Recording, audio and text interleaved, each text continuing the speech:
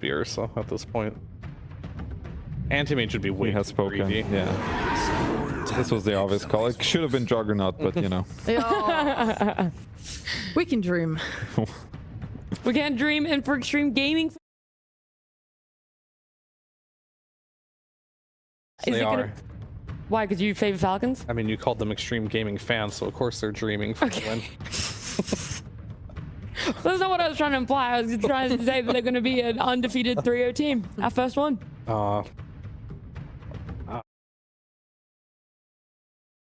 It looks promising. It's both these lineups look good, and I think both teams got exactly what they wanted. I can't really like predict who's going to win this one because I don't see any like big holes in either draft. I think Falcons has a really fast draft, and this is how they love to play, and it fits them really well. And Extreme, same thing. Ame got his last pick carry. They've got a lot of team fight that can back him. So I like both lineups here. Okay, well then outside of maybe predicting the game win, Fly, maybe you can just give me some insight on how you expect the lanes to go out when you see these teams, knowing how equally matched they are. I mean, I think Prophet will get off to a good start. And if he gets off to a good start, he can probably help the other lanes a little bit. So that's what I want to see. I want to see Prophet getting off to a good start, helping his offlane specifically. I want Malrine to be rotating around and maybe attacking more this extreme gaming safe lane and not let Hame have like a completely free game. I think that is their best way to win this game. Okay. And what about VCF for you? I feel like we'll see Extreme do the same thing where they just try and hold their tier 1 towers as much as possible and let Ame do that circle thing for like 16 minutes. Yeah, until he's ready to go fight. It did work out for them. They had some really good leads when he was able to do that. But yeah, so they want to hold that towers. We're favoring maybe just this slight potential aggression coming out from Falcons. But either way, I'm sure we're going to be in for a very great game number 3. Do you guys still want to just anyway put it out there where you think this series is going to go? 2-1 Falcons. I'm going to go with Extreme on this one. Okay. And I'm here for the fans. We're all winners. Okay, of course. You're gonna take that one out there. I'm here for the Dota, but I'm also here to listen to our commentary duo. It is Lyrical and Trent. Thank you so much, Nat. We're just getting stretched and ready here to get everything underway. Got to do some toe touches. Whoa. You know, that's how that stuff goes. I would do that too, but I'm wearing Crocs. Because I'm not trying to impress anyone anymore. I have 3 children. I knew this was going to happen, so there we go. Yeah, do it. Go ahead. Come on, you got it. That almost kicked me in the face. We're going to have to get Owen up here. He's going to have to take over, but we're good to go. Game number 3. It's going to be madness. I was egged on by production. That's right. They told you to do it. They made me do it. So we're looking for some crazy stuff. KDA Ruin Day successful. That's all Skitter cares about. That actually is true. They're in here for the memes. They brought him back down to earth. And they did it again by taking the Doom, but Extreme, they have the answer to that. The one of the few heroes that actually can kind of deal with the Doom. You can outplay him if you get that enrage off in time. 30 seconds. Simply outplay your opponents. That's actually the name of the game here. Not too many surprises, I would say, as you heard the panel saying. You know, we got the Bear at the end. The Ursa's been looking pretty good this tournament. We got Malrine on the Primal Beast, and I got to agree with the panel. I think he is the best Primal Beast, and certainly a great player-hero combo to watch. If you're interested in Primal Beast, he's a newer hero. I'm sure a lot of you haven't played too much of him. It's Malrine who I would go to if you're looking for replays. I think Primal Beast got added like 4 years ago at this point. Buddy, man. we don't add that many. He's still new. Like, I know we're old, but that's fair. That's a good point. And it's like the ultimate in you don't have to lane anymore. Yep. He takes his bottom wave. They don't use it anyway. Oh, that is gross. Honestly, that was a bold play versus Bane, because often teams like they look for this, eh? Dude, and then Amar takes over mid, and then Malrine's just gonna grab the next wave. This is good. This is shenanigans right here. That is sick. Yeah, I mean, this is what they were talking about on the panel, right? Like, just we don't lane. We've talked a lot about dishonest lanes. Yeah. In a lot of our casts, we haven't gotten any. We've had very boring lanes, but Malrine does this all the time with the Primal Beast. He'll grab it. He'll often drag it to the camp, right? Because he'll just farm the camp at the same time. He's not going to wait for it this time. But he's already got clarity running, so we can go for the next one. We're just going to ignore that the other core's dying. Yeah, see, this is what you get when you lane normally, okay? You just die. Nobody wants to do that. Instead, they now have the Doom running back bottom. XM lets one creep through. And immediately gonna run through, pull that one out. And there's no counterplay. You can't just run and chase this guy down. There's nothing to gain. That's so frustrating to play against, I swear. Okay, well, that's what's going on mid. Let's check out these other lanes and see what's going on. Crit, in the meantime, was able to just get not really that much wave experience, but tried to find a couple of denies here and there. Wasn't able to get any, obviously. And Amar comes into the lane level 2, but will eventually need that help from the Prophet, like the panel was talking about. Yeah, the Prophet and Naga Siren. You know, Yeah. that's a combo. Those are two heroes who have been very highly contested and not often seen throughout these games, particularly the Naga Siren. This is only the second game of the entire tournament because she's just banned every single time. So very surprising to see it slip through, but you know, that's what tends to happen. Get to game 3, certain heroes are really annoying you, and maybe you're willing to roll the dice on something that appears to be a little bit more broken, but they haven't necessarily proven themselves on yet. And also X-Nova getting the Bane through. So a couple of heroes that we have not seen a lot of, and this, like you were talking about earlier, stops any lane pull shenanigans from happening. So bottom has to be a straight up sort of normal laning scenario. Which is okay for the duo. I mean, they've got Doom and Hoodwink, you know? Yeah. Hoodwink's totally fine playing like this. In the meantime, up top, it is going to be Zinq and XXS paired together. Valorine just runs through the tower. It takes like 4 shots to grab the wave. Yeah. I mean, what else are you gonna do? Try and lane against a Shadow Fiend? Sounds terrible. It's true. I mean, the downside, Yeah. Shadow Fiend's getting a lot of CS. That's true. You know, Shadow Fiend, good at also farming stacks. So you are putting the XM into a position where he can certainly get off to a very good start. But Primal Beast much better at flexing a good start into like this lane bleed, going to the lanes, having good activities and actions. But Shadow Fiend has some help, right? It has some pretty decent stuns on the side lanes that can actually set up for rotations. Malrine actually, after pulling the wave all the way over to that camp, does manage to take it down, but now has to walk back because he's missing a whole wave mid, which is pressuring into his tower, force out the glyph. Not exactly what he wanted there. A couple of denies. Technical difficulties. Nice little pump fake from XM. Yeah. That is 4 denies, I believe, on that wave. Yeah, that's frustrating. I mean, he's gonna have a good time, but you're not stopping. To be clear, Primal. it's deserved. Yes. Okay, let's just make that very, very clear. Look at this, still bringing 3 heroes mid. He looks like a Huskar right now, the way his opponent is playing, you know? Like, guy's never in lane, he's running away, he's just standing on the high ground all swag-like. And also, they make the move over, so Zinq takes the bounty rune away, and then obviously the other water rune taken as well. Now they're going to try and find a punish here. Zinq just tangos through, and he will be perfectly okay. Have not seen as many of the stacks being built in this one, though. At least not as of yet. Yeah, we'll come later, I'm sure, with the Naga Siren and the need for the Primal Beast to probably catch up a little bit here.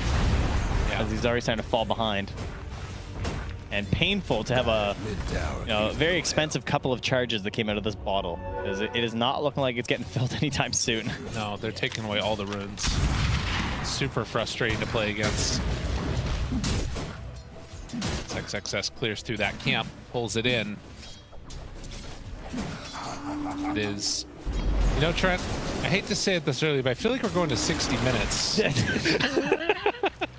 It's just the 1 kill in 5 minutes for the 3rd game in a row. Yeah. I don't know why. I just have this feeling. To be fair, it could like really speed up in this one with the primal Nature's Prophet. I feel like that fast tempo is something that's very much there. Well, we often say that it's game 3 where you often get like one side, and then the game 3 is really slow and everyone takes their time, but we've had 2 games of slow and takes their time. So I don't know if that means that somehow we get even slower, or maybe that flips the script and we get a real quick one. A little bit of a connection there onto Ame. Zinq made the move over towards mid. They're not going to be able to keep that catapult alive there any longer, as Zamar is getting his last hit and heading away. You can see they've done a lot of damage to this tower, now finding the level 6, but the cookie is there, and instead Requiem Ooh, Maureen realizing that could have been bad very quickly. And so will back away. X-Nova steals a haste and is actually going on the hunt right now, kind of. But can't do anything to Maureen there. Hunt for a watcher. Yeah. They're pretty hard to miss. And immediately sentries down thinking, oh, that Bane definitely warded, but he did block your camp and he did not notice. So maybe a misstack opportunity here. And right now it's going to be a missing tier 1 tower. It's again, the Shadow Fiend is crushing down that middle lane much earlier this time. XM kind of failed to finish it early last time as they charged through on Ame. Before level 6, this is a nice one. Oh my god, X-Nova? No, okay, couldn't do it. Is he going to be an extra kill here? Hoping for it. Immediately, Tang goes through. Maureen pulverized, moving into range. Oh, and gets him right there. Dedication right there. That's what you want to see if you are a Falcons fan. Getting active, getting involved. They don't get the SF kill, but do manage to take down the bear. That big old wave coming in as Skitter returns to the top lane as well here as XX tries to hunt him down a little bit, but he's close to 6, but not quite there. So he's going to drag the wave way back, and we could see a rotation here though, right? Zinq, he's got 2 points. We've got lots of damage to add to this arena that's going to be ready in a second. Assuming he doesn't leech too much of this XP. Right. Radiant's bottom tower's seen better days. Dire's top towers, you know. Looks like understanding that that is the case, Skitter immediately runs out of the lane and is going to head off to jungle a little bit. So they got 2 empty lanes at this point. It's 8 minutes. Yeah. We got Prophet can't lane top. Primal never laned mid, but he takes the bottom tier 1 tower, so and they're some still vengeance. like even on net worth though. Yeah. Yeah. Because that it seems reasonable. Dire's mid tower could use a little help. X-Nova stacking up camps. That one is blocked out. They threw on a sentry. Well, they're stealing a stack here as well. Block it and take it. So XM gets some gold. And that tier 1 tower getting close to falling. Yeah, XM doesn't even just walk to the tower to like worry about a play. He's just going into the jungle. He's got his Bane to cover him, and I mean, this is what he did last time too. It was a kind of cool move. That time around, he was stealing stacks from the Beastmaster. Maureen wants to clean up these ancients here. And an odd position for XG to be in. Ame is bottom of the cores right now in terms of net worth. And still looking eyes towards the Battle Fury, but it's going to be a ways away. Having lost he's their off to the the ancients here. And he's going to realize, oh, I've been blocked. I'm not opposed to taking the Phooey. occasional bounty. Yeah, that should signal that those need to be opened back up again. Doesn't feel good hitting these as an Ursa. I mean, that's what happens when your Shadow Fiend steals them, you know? That's right.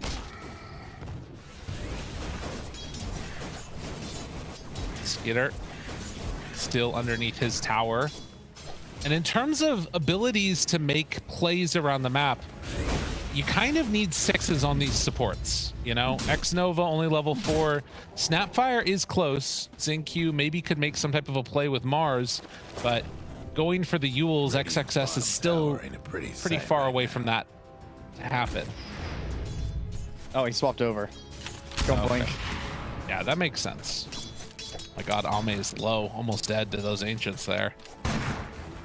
Yeah, I liked the Yules last time because he at least had like a little bit of help with the initiations, but I think you got to go blink this time. Yeah. Especially with a Prophet, you know, some extra benefit there because you know he's going to be a little bit greedier in some of his movements. Maybe catch a mid-charge Primal as well. Mars just running around with the speed aura too on him, so it's very hard to get any kills there. And more farm denied out whenever they can, but it is feeling very much like the type of game where if they could get a Mar here, things would be nice. He did this little pull action, setting up on him. Not an easy I don't think go. they can get him. I mean, they have kisses here too. So, oh, there we go. Yeah, got the Nightmare. And that's enough to set up for it. Spear, kisses, Amar down. I don't think they needed Arena, but really want to ensure they got it. Is Crit's in trouble? Psych? No. moves in, kills Ame. Okay. I thought that was going to get turned around on, but the net into ulti was more than enough to help with Deluge. Dude, poor Ame. He's been bullied down this game so far. Dire's bottom Really not able to do what he wanted. X-Nova does find himself one. Snake King misses the second raise Snap's on coming. XM. Radiant's mid tower's getting banged Cookie up. maybe, but the creep's getting in the way. X-Nova can't catch up. I think there was something there. But I think the creep block meant there was no Cookie into a stun. Snake King's still hunting this a little bit. I mean, he still has ulti as well, and here comes Doom. Crit has ult too. XM needs to get out. Yeah, they realize what's happening, so they'll retreat. They are so pumped right now in XG, though. They got 4 heroes within a screen right now in 11 minutes. And this is what you love as a Nature's Prophet. This is why this hero can feel so good at times, because while all this action is happening, posturing around the map, potential for fights, Skitter is just away and can show up at any time if he needs to. Dire's bottom tower. He's just farming. I will say, they don't have any wards to help the ulti, which I always like a lot with the Prophet plays. Oh, yeah. Could be nice. And that play right there is going to start adding up over time. Oh my god, XM is getting the creeps low so that way Ame can farm just a little bit faster. One raise, but not enough to finish him. Average Ame fan with him in their pubs. Here, sir, here. Well, no Doom skilled yet for Amar. He's still holding the point, though, isn't he? Top tower's Yeah. taking hits. Yep. And is gonna run into some trouble. Now Primal's behind him. Arena down, spear connects. Big damage, big kisses, and Amar has Doom ready. Oh, he jukes it. Zinq can't find the angle. Oh my god. Oh, but the spear. Does he have it? It takes. Looking for the angle, and he misses. He's too quick. He had blink. Oh, XXS jumps in, but there's the turnaround, the hit and the Doom. They find their man. If they need to, they can reset this afterwards with the Song of the Siren. There it is. Run back into I think it. this is get out. Yeah, I don't think you can do this. You've got to go. I see the logic. He was like, I'm going to throw the spear. If I miss, I'm going to blink stun. Yeah. Fair enough. Unfortunately for him, he needed to blink spear because Malrine was too close. Right. Whew. What a battle. Now, jumping in. Oh my god. Ah! Retreat. I was joking. Just kidding. Malrine passed his bottle over to Amar, so he could bottle up a little bit first, too. Pulverize, of course, a very low cooldown spell. Yeah. So he's already back in it with a smoke, hunting for someone to grab. Are they getting enough done with this Primal right now? I mean, he's starting to drop off the face. Okay, well. I mean, that's canceled. Yep. XXS coming in. Doesn't have blink, though. He gets hit by a deluge. So Yeah, no ability to Arena grab either. him. But as we see, Ame still working on that Battle Fury. I mean, they're probably going to smoke again in a second for XG just because they have the grip. Like, when the kisses come back. Although, are they out of smokes? I think they are, actually. Oh, they got one. No, they don't. Success working towards a Glimmer next, interestingly. And Malrine not quite quick enough there to find the connection. Did not have Pulverize up. There is that smoke for XG now. Everywhere you look, it's just Naga Siren Illusions getting spammed around. And in the later stages of this game, eventually, there will also be some Nature's Calls being spammed around by Skitter, but probably a little while before that happens. Oh, Battle Fury done. No more help needed for Ame. No Helm before his Battle Fury this time, as I heard from his Anti-Mage game. That's right. That, at the very least, has not happened yet.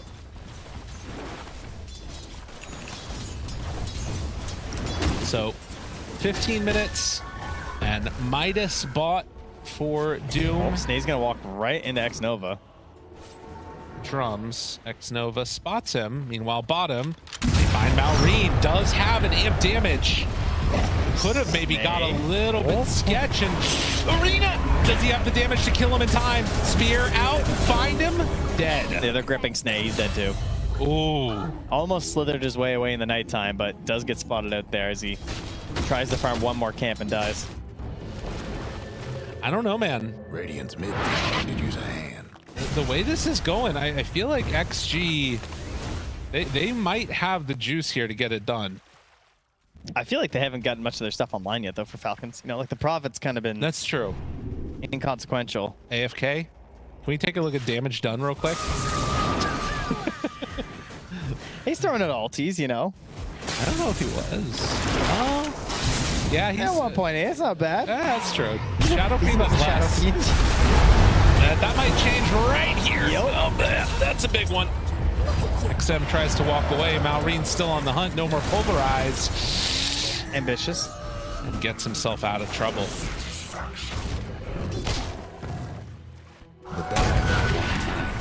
The 20-minute timing or so of like going for Roche, going for Tormentor, that looks like it's gonna be a little bit difficult for Falcons to fight. They're gonna have really good vision from the Naga Siren, and the Song is gonna be clutch. Yeah, Song can turn things around a lot, though. Speaking of which, Snaking in a bit of a tricky spot there as XM cleans him up. And XM has really stepped up on these past 2 games. I really like his Shadow Fiend. He's doing very well. Same as ZinQ as well, right? Like, Yeah. all over the map right now with the Snapfire. Kiss is coming back up at 20. Can get aggressive again. Has so many good combos this game. Stealing some farm from his mid. As you do. The usual. Now, do they want to Roche before Tormy, or they're going to wait it out?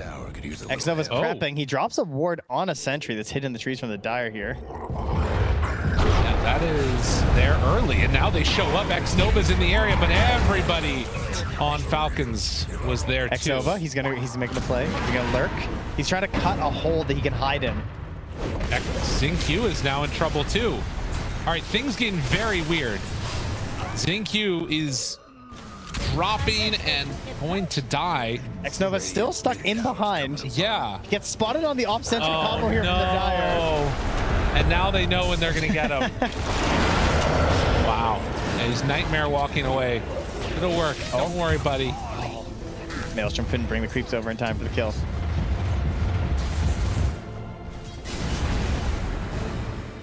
Are you ready to flip-flop to Falcon side now, or no? You're still feeling it? Well, yeah, they want to fight, so maybe Falcons are going to win. You know? Who knows? Well, with how it's been going, we only get one fight every 10 minutes, so that might have been really important. I like Fastest BKB this tournament? That's pretty sick. 18 minutes. Dude, that'd be a good bit. You just have a caster that every time something bad happens, you just like, you switch sides. You're like, oh, They can't win. Now. It's impossible. Malreen down bottom runs into XM, and then they realize they don't want to fight each other, and so they back out. It does look like with Amar and Crit kind of playing together here, this could be a just gank squad beatdown moment. If Ame's not careful. Oh, they get him with the bushwhack into the tomb. That's wild. And now the cookie, but it won't matter. BKB out and maybe can find a follow-up kill here. It's funny because you said that and I was like, yeah, it's gonna be kind of hard though because they don't have blink on Dune. There's no stomp. Like you gotta hit the Naga bushwhack. illusions. It makes the difference. And now you go too far more and you die to ZinQ. Oh man, you know the arena saved as well because it killed the trees, which stopped the bushwhack from killing ZinQ there. That was big. Which is exactly what Fly said on the panel.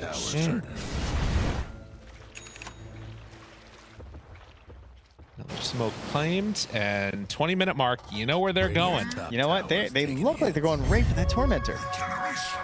Can they kill it in time? It's dropping low. They're going to be too late to come up and contest this. Oh my god, they are so low though. And it's Malreen who picks it up. I mean, I hope they're getting out of there because they're coming. I think Crit might die. Yeah, he's gone. How squirrely can this squirrel? Not very squirrely. Yeah, he's stuck around just a second too long. 2K gold lead for Falcons, and Malreen the one that gets the shard. Keen 2 is working on a BKB, and their timing, it's going to hit pretty hard. Ame trying to work towards Basher. But that's such a sneaky play by them in retrospect. Thinking back to the high ground move that they made. They send the snaking illusion up so it sees Ame, and then they just bushwhack right away out of fog. Yeah, very nice. That's what you gotta do for sure. And it's so innocuous, these Naga illusions, right? You never know if it's just one that's like scouting for something important or it's just slithering by because it's trying to catch waves. Yeah. So you can't treat everyone as like, oh, I have to run away now or else you'll never farm anything. Yeah.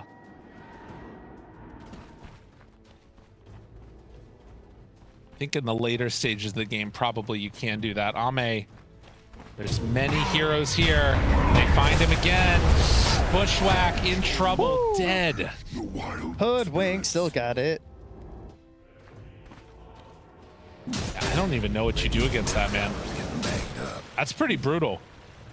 It's a boomerang. I guess the main thing is just like sort of play with your team to try and find objectives and maybe they can help cover it, but I think it's too early for that.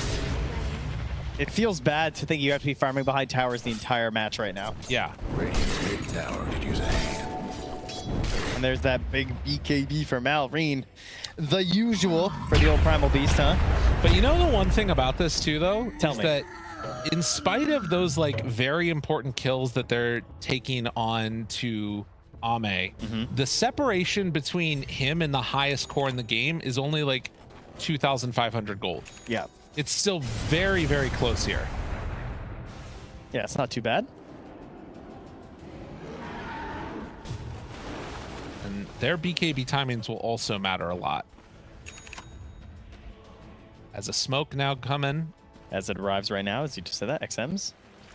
So he's going for an earlier BKB this time, grabbing it before the Agnums, knowing that he kind of needs it. And we're going to have triple BKB? No, we're not going to have triple BKB because he's going to go for the Basher first on Ame, which is fair enough, right? They're trying to play for an Aegis. They want Aegis and Basher. He's playing with a winning mindset. Looks like Crit maybe is going to be the one that they have to spend everything on. So another death for the squirrel. Did you go to the closest bathroom near our setup here? I didn't. Well, there's a mirror in there, and on it says you're looking at a winning mindset. Wow. Yeah, it's very That's really motivational. nice. So I think that They need to if go to the players bathroom? go to that, Okay, I more see. likely they're going to win their matches. I think. Do you feel excited? Like you have a winning mindset afterwards? No. Okay. No, it just made me think of like live, laugh, love. Yeah. Okay. You weren't feeling it as much. I was not so much. Those are the types of things you have to buy into them a little bit. You know, like if you really believe live, laugh, love, that hits hard. That's true. Top tower. Well, they see more illusions coming in, spamming out the side waves, and Ame, Basher done, queuing up Shard, and then going afterwards for BKB. Oh my god, we got like 8 impactful items right now.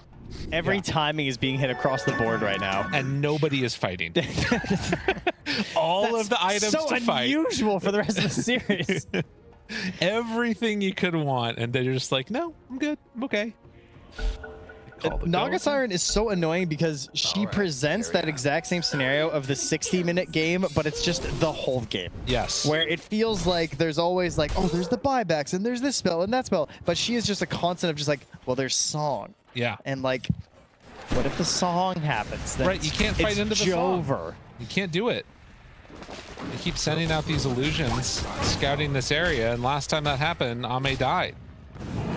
Although they are heading down bottom now. Okay. XXS realizes I don't want to be here. I mean, at what point are they about to just go do Roche's Falcons, right? Because you want to deny this from the Ursa. Yeah. I'm gonna be real with you. I don't think they're gonna do it. They're just gonna leave it like dangling. Yeah, I think Come and get it. because like again, it's like first move disadvantage. You know, Famously, if you're set up there, it's easier to play defense. he's setting up in his new home. And It looks so dreary. Why does he leave the summer home down bottom? yeah. You know, You got to go back to work, you know? I think as the game goes on and maybe as he respawns, there should be more decorations inside. Okay. Like yeah. little portraits hanging on the wall. Like a picture of his old Roche pit. Like maybe an espresso bar or something. Oh, I like a little that. machine in there. And then while he's idling, he just kind of turns around and makes coffee. I like this. Yes. these He are should good be ideas. doing things. He can spruce up a little bit. Oh, and then he wears like a little chef hat while he's doing it. Yep. Yeah, he cooks a little bit. Maybe an apron. An apron would be better, I think. How about both? Okay. Why I are we like that. stopping? You Yeah. know? Dare to dream. I love this. He'd be looking good. Oh, if he's an actual barista, which our production just said, he could have a mustache too. Like a really long wax tip mustache. Yeah, okay. This is what we need. I mean, these are the ideas we can come up with when nothing's happening. We can come up with even more. It's not a problem. Who would be the hero that Roche would invite over to his new shindig for the espresso? I mean, bar definitely party? not Ursa. They are not. No. They are not chill. No, it's somebody. You know what it'd be? It'd probably be Naga Siren. She like chills that's everything true. out a little bit. She is the one that most stops Roche from dying. Yeah, exactly. It's like a friend. Oh my God, they're going in. X-Nova, look out! The battle is commencing. Okay, it's over. And oh no! Whoa! Yeah, you wanted to stop it, but ends up in a bit of This a game's too serious. spot. How are we not voice lining after that? That's a good point. Come on, guys. Chuck a couple out there. So this is the thing too, right? Like this is the moment where one of these teams has a clear path to getting all the way to TI itself. Oh, the bear. Bear. They got him. Oh no. Doomed. Dead 70 seconds, and now you go Roche. Oh, imagine he gets a big bear skin Ursa rug. That would go hard.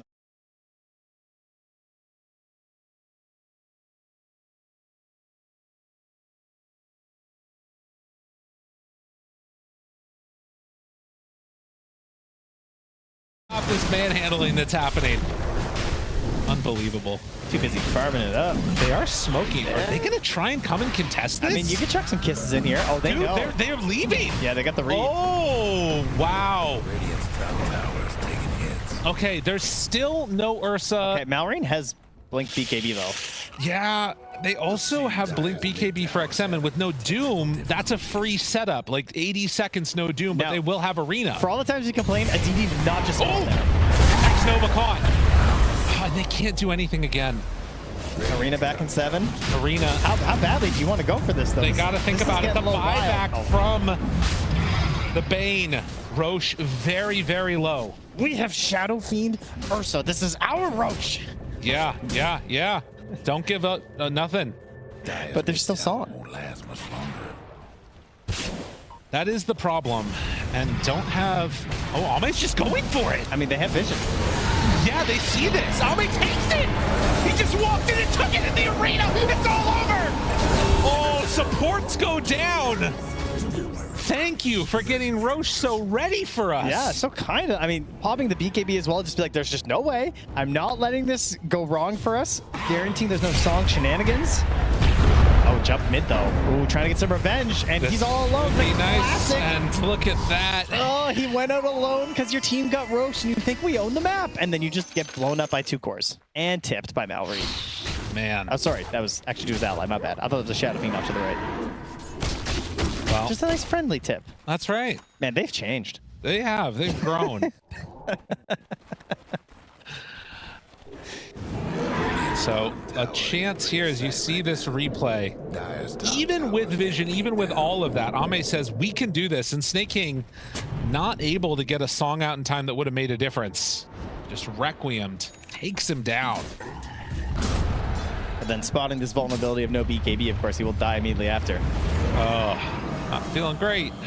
That one, Grip on meanwhile, Malrine. is it enough? Oh, yes, it is. Oh, he's a Wait, BKB. Skinner shows up? Oh, I don't know if that's, well, actually it will work, although he has the Aegis. I mean, Okay, they get the kill on his ZQ. Nightmare onto 1, hits there to the side, punch, pummeled, dead. Now, Skitter, do you have a way out of this one at the moment? Success is backing out. Almay's thinking about it. He's got BKB. BKB ready for a jump. Jumps in, finds him. Bash caught and gonna be killed. As the Song of the Siren, never mind, keeps him alive for now. Can eat his way through the trees and dead. There is no salvation for you here, Skitter, as they find that kill. And now Snaking further in trouble. Crit throws out the ulti. Spear somehow misses, but still the bear persists and chases. I've never seen the attack range plus stuff have so much impact as it over the past like 3 or 4 months. Yeah. You know, every single melee core always gets it, and it's the moments like that where kills that never used to happen because of it.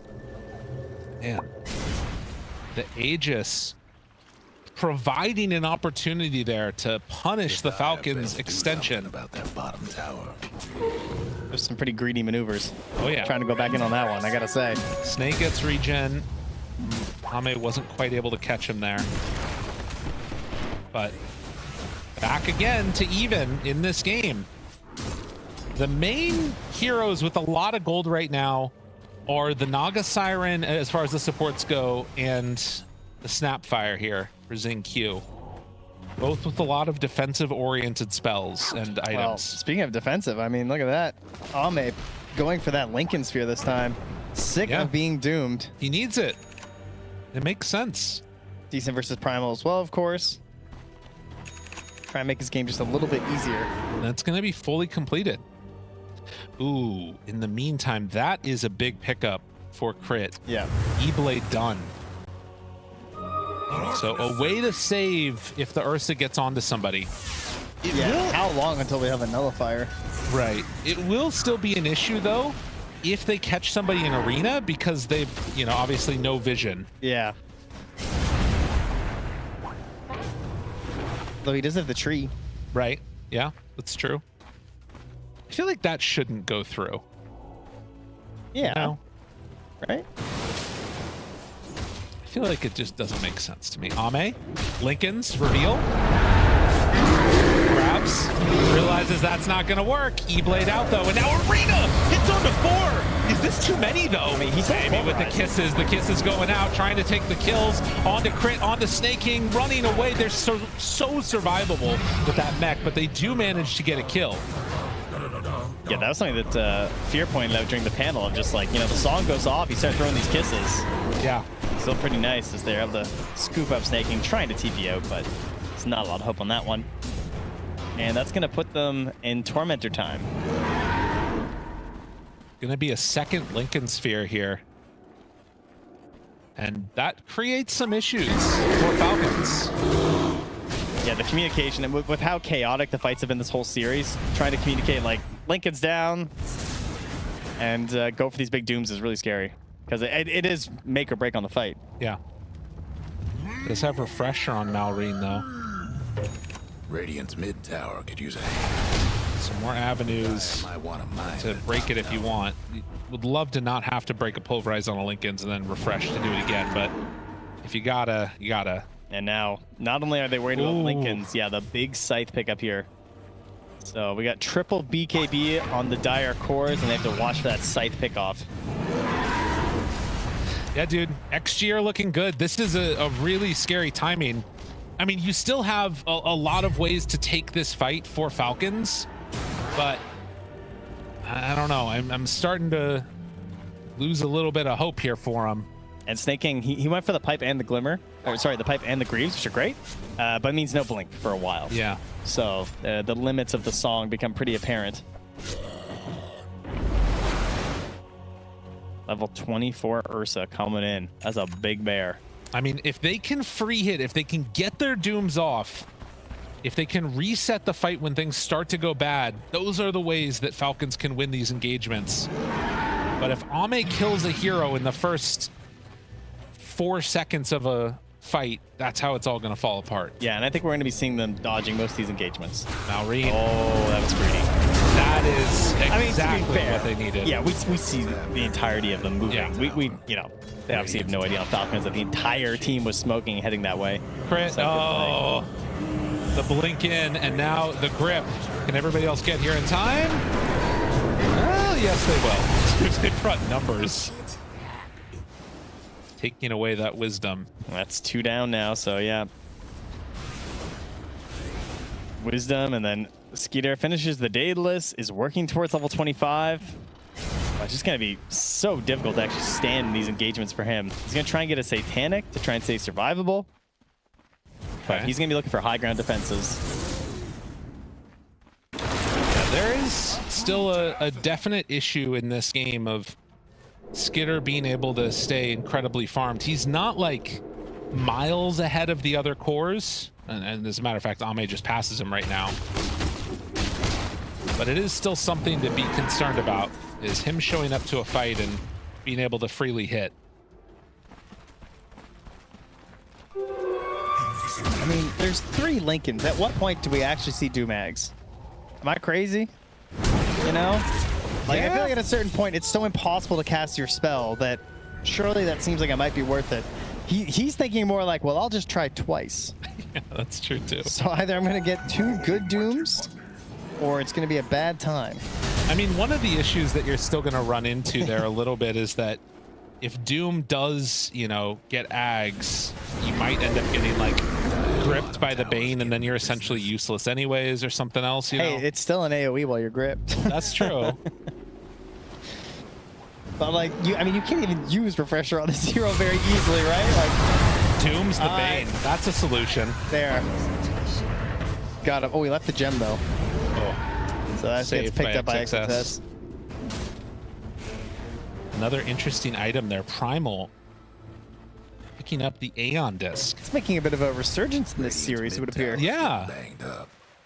On course as well, quite a bit. Which is not fully what you'd expect, but it can make a difference.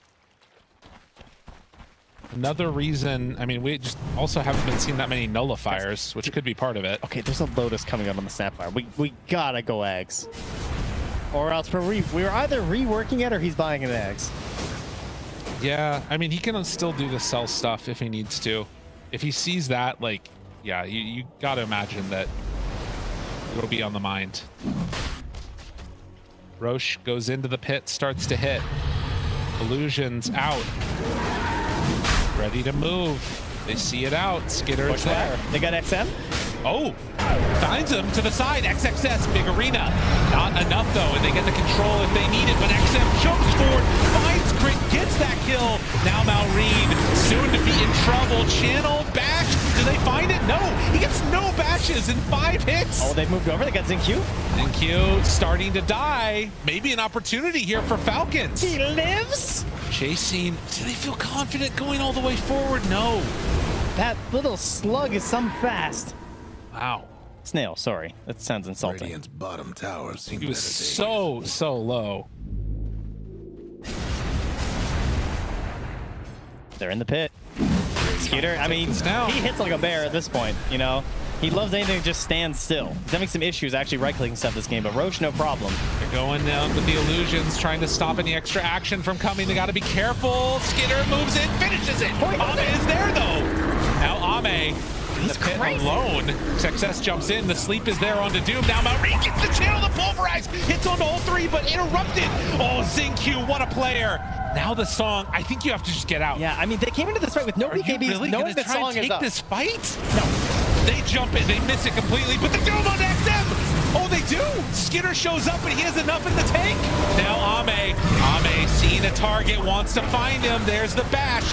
Now they back away, waiting for the reset, hitting on his snaking. Ame can't find the target, but jump forward, XM! He blows up Skitter! Wow. XM so showed back up out of nowhere. Now the reset.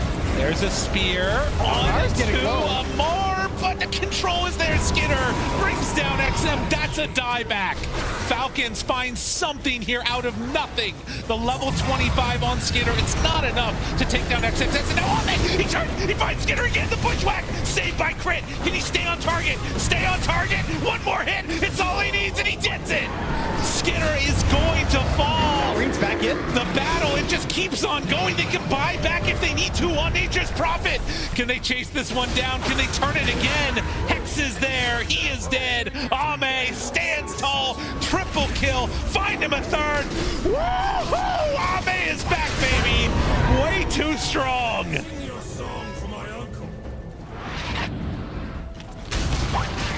We're just deciding that when the fight starts, we're just full committing. That's pretty much what's happening. I can't believe that XG went back in with no BKBs into Naga song. Oh, yeah. And then they got the Roach, they get the song off, and they're like, we can get this. It should be fine. I don't mind Falcons continuing the fight, but the continuous chase and then really well played on the buybacks and getting back to that engagement for sure. I mean, it certainly costs a lot on XM, the dieback coming back into it, but he's essentially funneling all his gold into Ame, who has now surpassed Skeeter. And a tier 2 tower to boot. They realized they could have bought back on that Nature's Prophet if they wanted to, but it would have put him so far behind.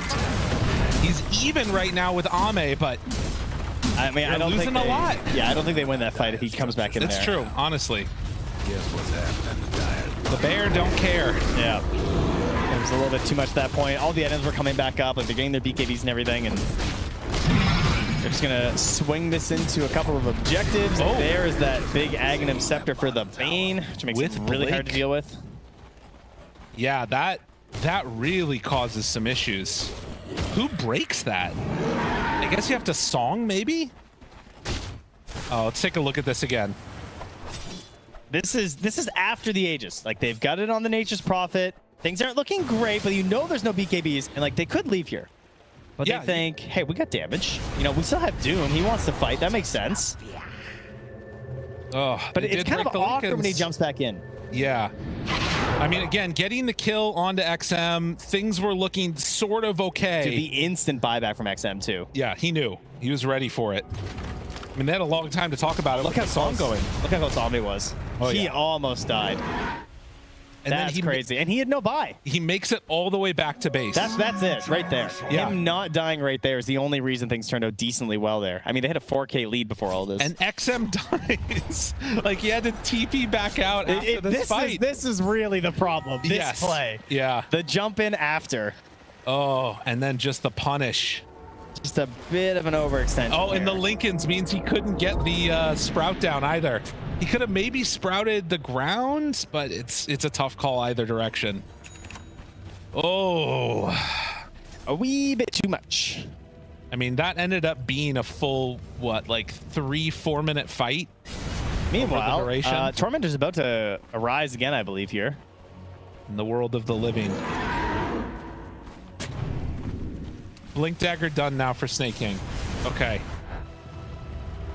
And I think upon seeing the Ags on Bane, you probably just have to wait until you see a Fiend script out, right? Mm-hmm. Like, you just need to stay all the way back, wait for a Fiend script to come out, and then you saw. I mean, unless you had Doom Ags, you could just walk through them all. Okay. I see what you're saying. I mean, I'm just saying. I see what you're saying. But clearly it's unplayable. Yeah. Radiant 8,000 gold lead. pretty sight right now. And you can see still very much anybody's game. Radiant's mid tower could use a I mean, hand. we knew this was going to happen. Oh, yeah. There was no doubt. 43 minutes. We're going to 50 We're just getting at least. started. Yeah. You know? This is just the appetizer. I mean, honestly, And our first series of the day. yeah, this was about the halfway mark of last game, if I'm not mistaken. This Somewhere is- in that neighborhood. This is about when we finished yesterday. Yes. On Stream B. You're not wrong. I think we finished at 3:30, which is in an hour. That's pretty nuts. We managed to get through 2 entire series over there. But don't worry, everybody. It's 3 series today, so you're going to get these long, awesome games. That's a good point. Yeah, we got one less series, so we need these long games. Exactly. You're still going to get all the action that you do out of a normal day of Dota. Phew, what a relief. That's what you want to see. You can see Dota Plus win probability 58%. It's going to come down to execution.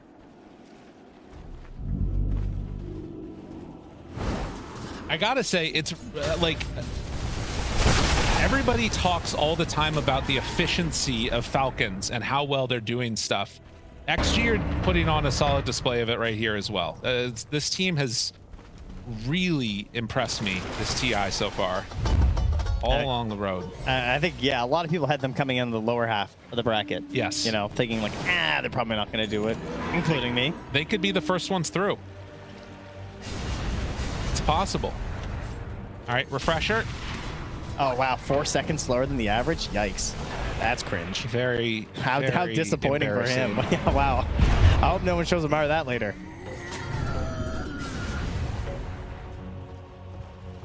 Hunting through the trees. Nobody is home over here. They see XM. Oh, Easy. yep, and there it is, doomed, pulverized, and nowhere left to go. Look at him Is ignoring slowly him. going to get whittled down. It's Doom has so much damage. He will have buyback. Actually, he's not going to for gold once the timer wears out. Radiant's mid tower coming up. But I don't think it's going to matter that much. How much can you do without the Shadow Fiend here? I mean, it's long, right? Well, 80 seconds. Well, Abyssal, There's no Grip, way. damage, outsnaking, wants the song. Is he going to get it out in time? No! No, he is not. And as a matter of fact, Snaking is likely going to die next as he tries to get away. Jump forward, blink, dud. Can they get anything more? There's the Hex out, finding themselves a Doom. All of the best things have happened as XM is dead without buyback this game. Like that's been the good moment for XG. Mallory's struggling to like really progress his net worth a lot. You know, he's fallen down on the chart. He's almost down to Snaking's level. He's just kind of, he doesn't have a save, you know? Even with an Aether Lens, he's still going down. Or Neon Disc, rather, still going down. That is a different item. It's pretty crazy. You can see there the value of that Fiend script. Part of it is just there's no Force Staffs versus an Ursa, you know? Yeah. I guess it's partially because like nullifiers and stuff, so it feels kind of bad, but like all they have is the Hurricane Pike, and if Skeeter manages to get them in the right position perhaps, but you could just see if it was just like a little further, you know? Maybe he gets out of there. Right. Ame, in the meantime, is queuing up a refresher, checking out the Roche, realizing it's possible it's up, and is just waiting here. A little bit unfortunate there on the timing. Namar could go for a pickoff here onto XXS if he wanted. It's a lot of damage to burn through is the only thing. I was just going to keep the farming going instead. Are there any other big items that might be coming up to change this? Jeez. I mean, Naga Siren does have the shard now. So the extra HP regen. It is a almost max spawn Roche too, though, so it's gonna be a question of just like who burns what spells before those items fight come leading up to it, yeah. I mean, there it is. There's the Lincoln, so a little bit more help from Malrine.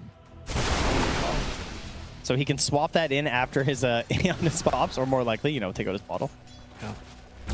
Skeeter's a little isolated down here. Friends are coming though. He's trying to play. He's trying to dangle a bit, as they say. Nareen smokes breaks, realizes what's happening. Always Thank you, found. Things got weird. He hasn't broken the pulverize yet. Now the jump forward. X-Nova in some trouble. X-Nova dead. Gone. Instant buyback though. He's coming back in. So There's the Doom that they needed, but XM second salvo, Wow, two Doom Dooms. ×2. Not bad at all. Amar doing everything right now for his squad, and Zincu trying to keep his buddy alive. Does manage to get some separation. I don't know if it's going to be enough to kill the Shadow Fiend. He should be able to run it out, and there it is, the Fiend's Grip onto Amar, who went into the base to try and punish, but couldn't get a kill on either. I mean, I gotta give him credit though. He did hit 2 Dooms versus the Lincolns. Yeah, he did that. But it didn't really matter, did it? I mean, to be fair, also, the rest of his team was not there. That makes it harder. It would have probably worked had that happened. All right, what do though? You know, Roche coming back up. They know it's spawning soon. Max times in 20 seconds. It's gonna be about 6.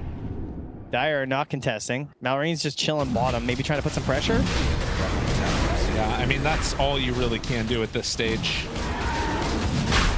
I don't think you're going to get any Naga, like, steals here. Instead, they're going to try and pressure bottom tier 3 tower, or rather take the racks if they can. Yeah, they'll get the tower. Oh no, he's backing away. He's not risking it. Okay.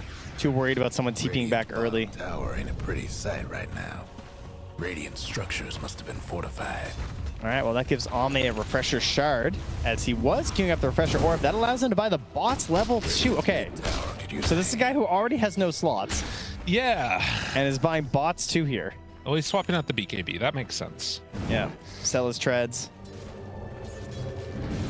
Also has a refresher. So what he wants now, though, is that this means that X-Nova can roam a bit more. Yeah. And if he finds anybody out and about. Oh, we're just all botsing? Okay. They're doing a strat here. It's a nice strat. A little bit of global. Don't draft global, simply buy it. I like it.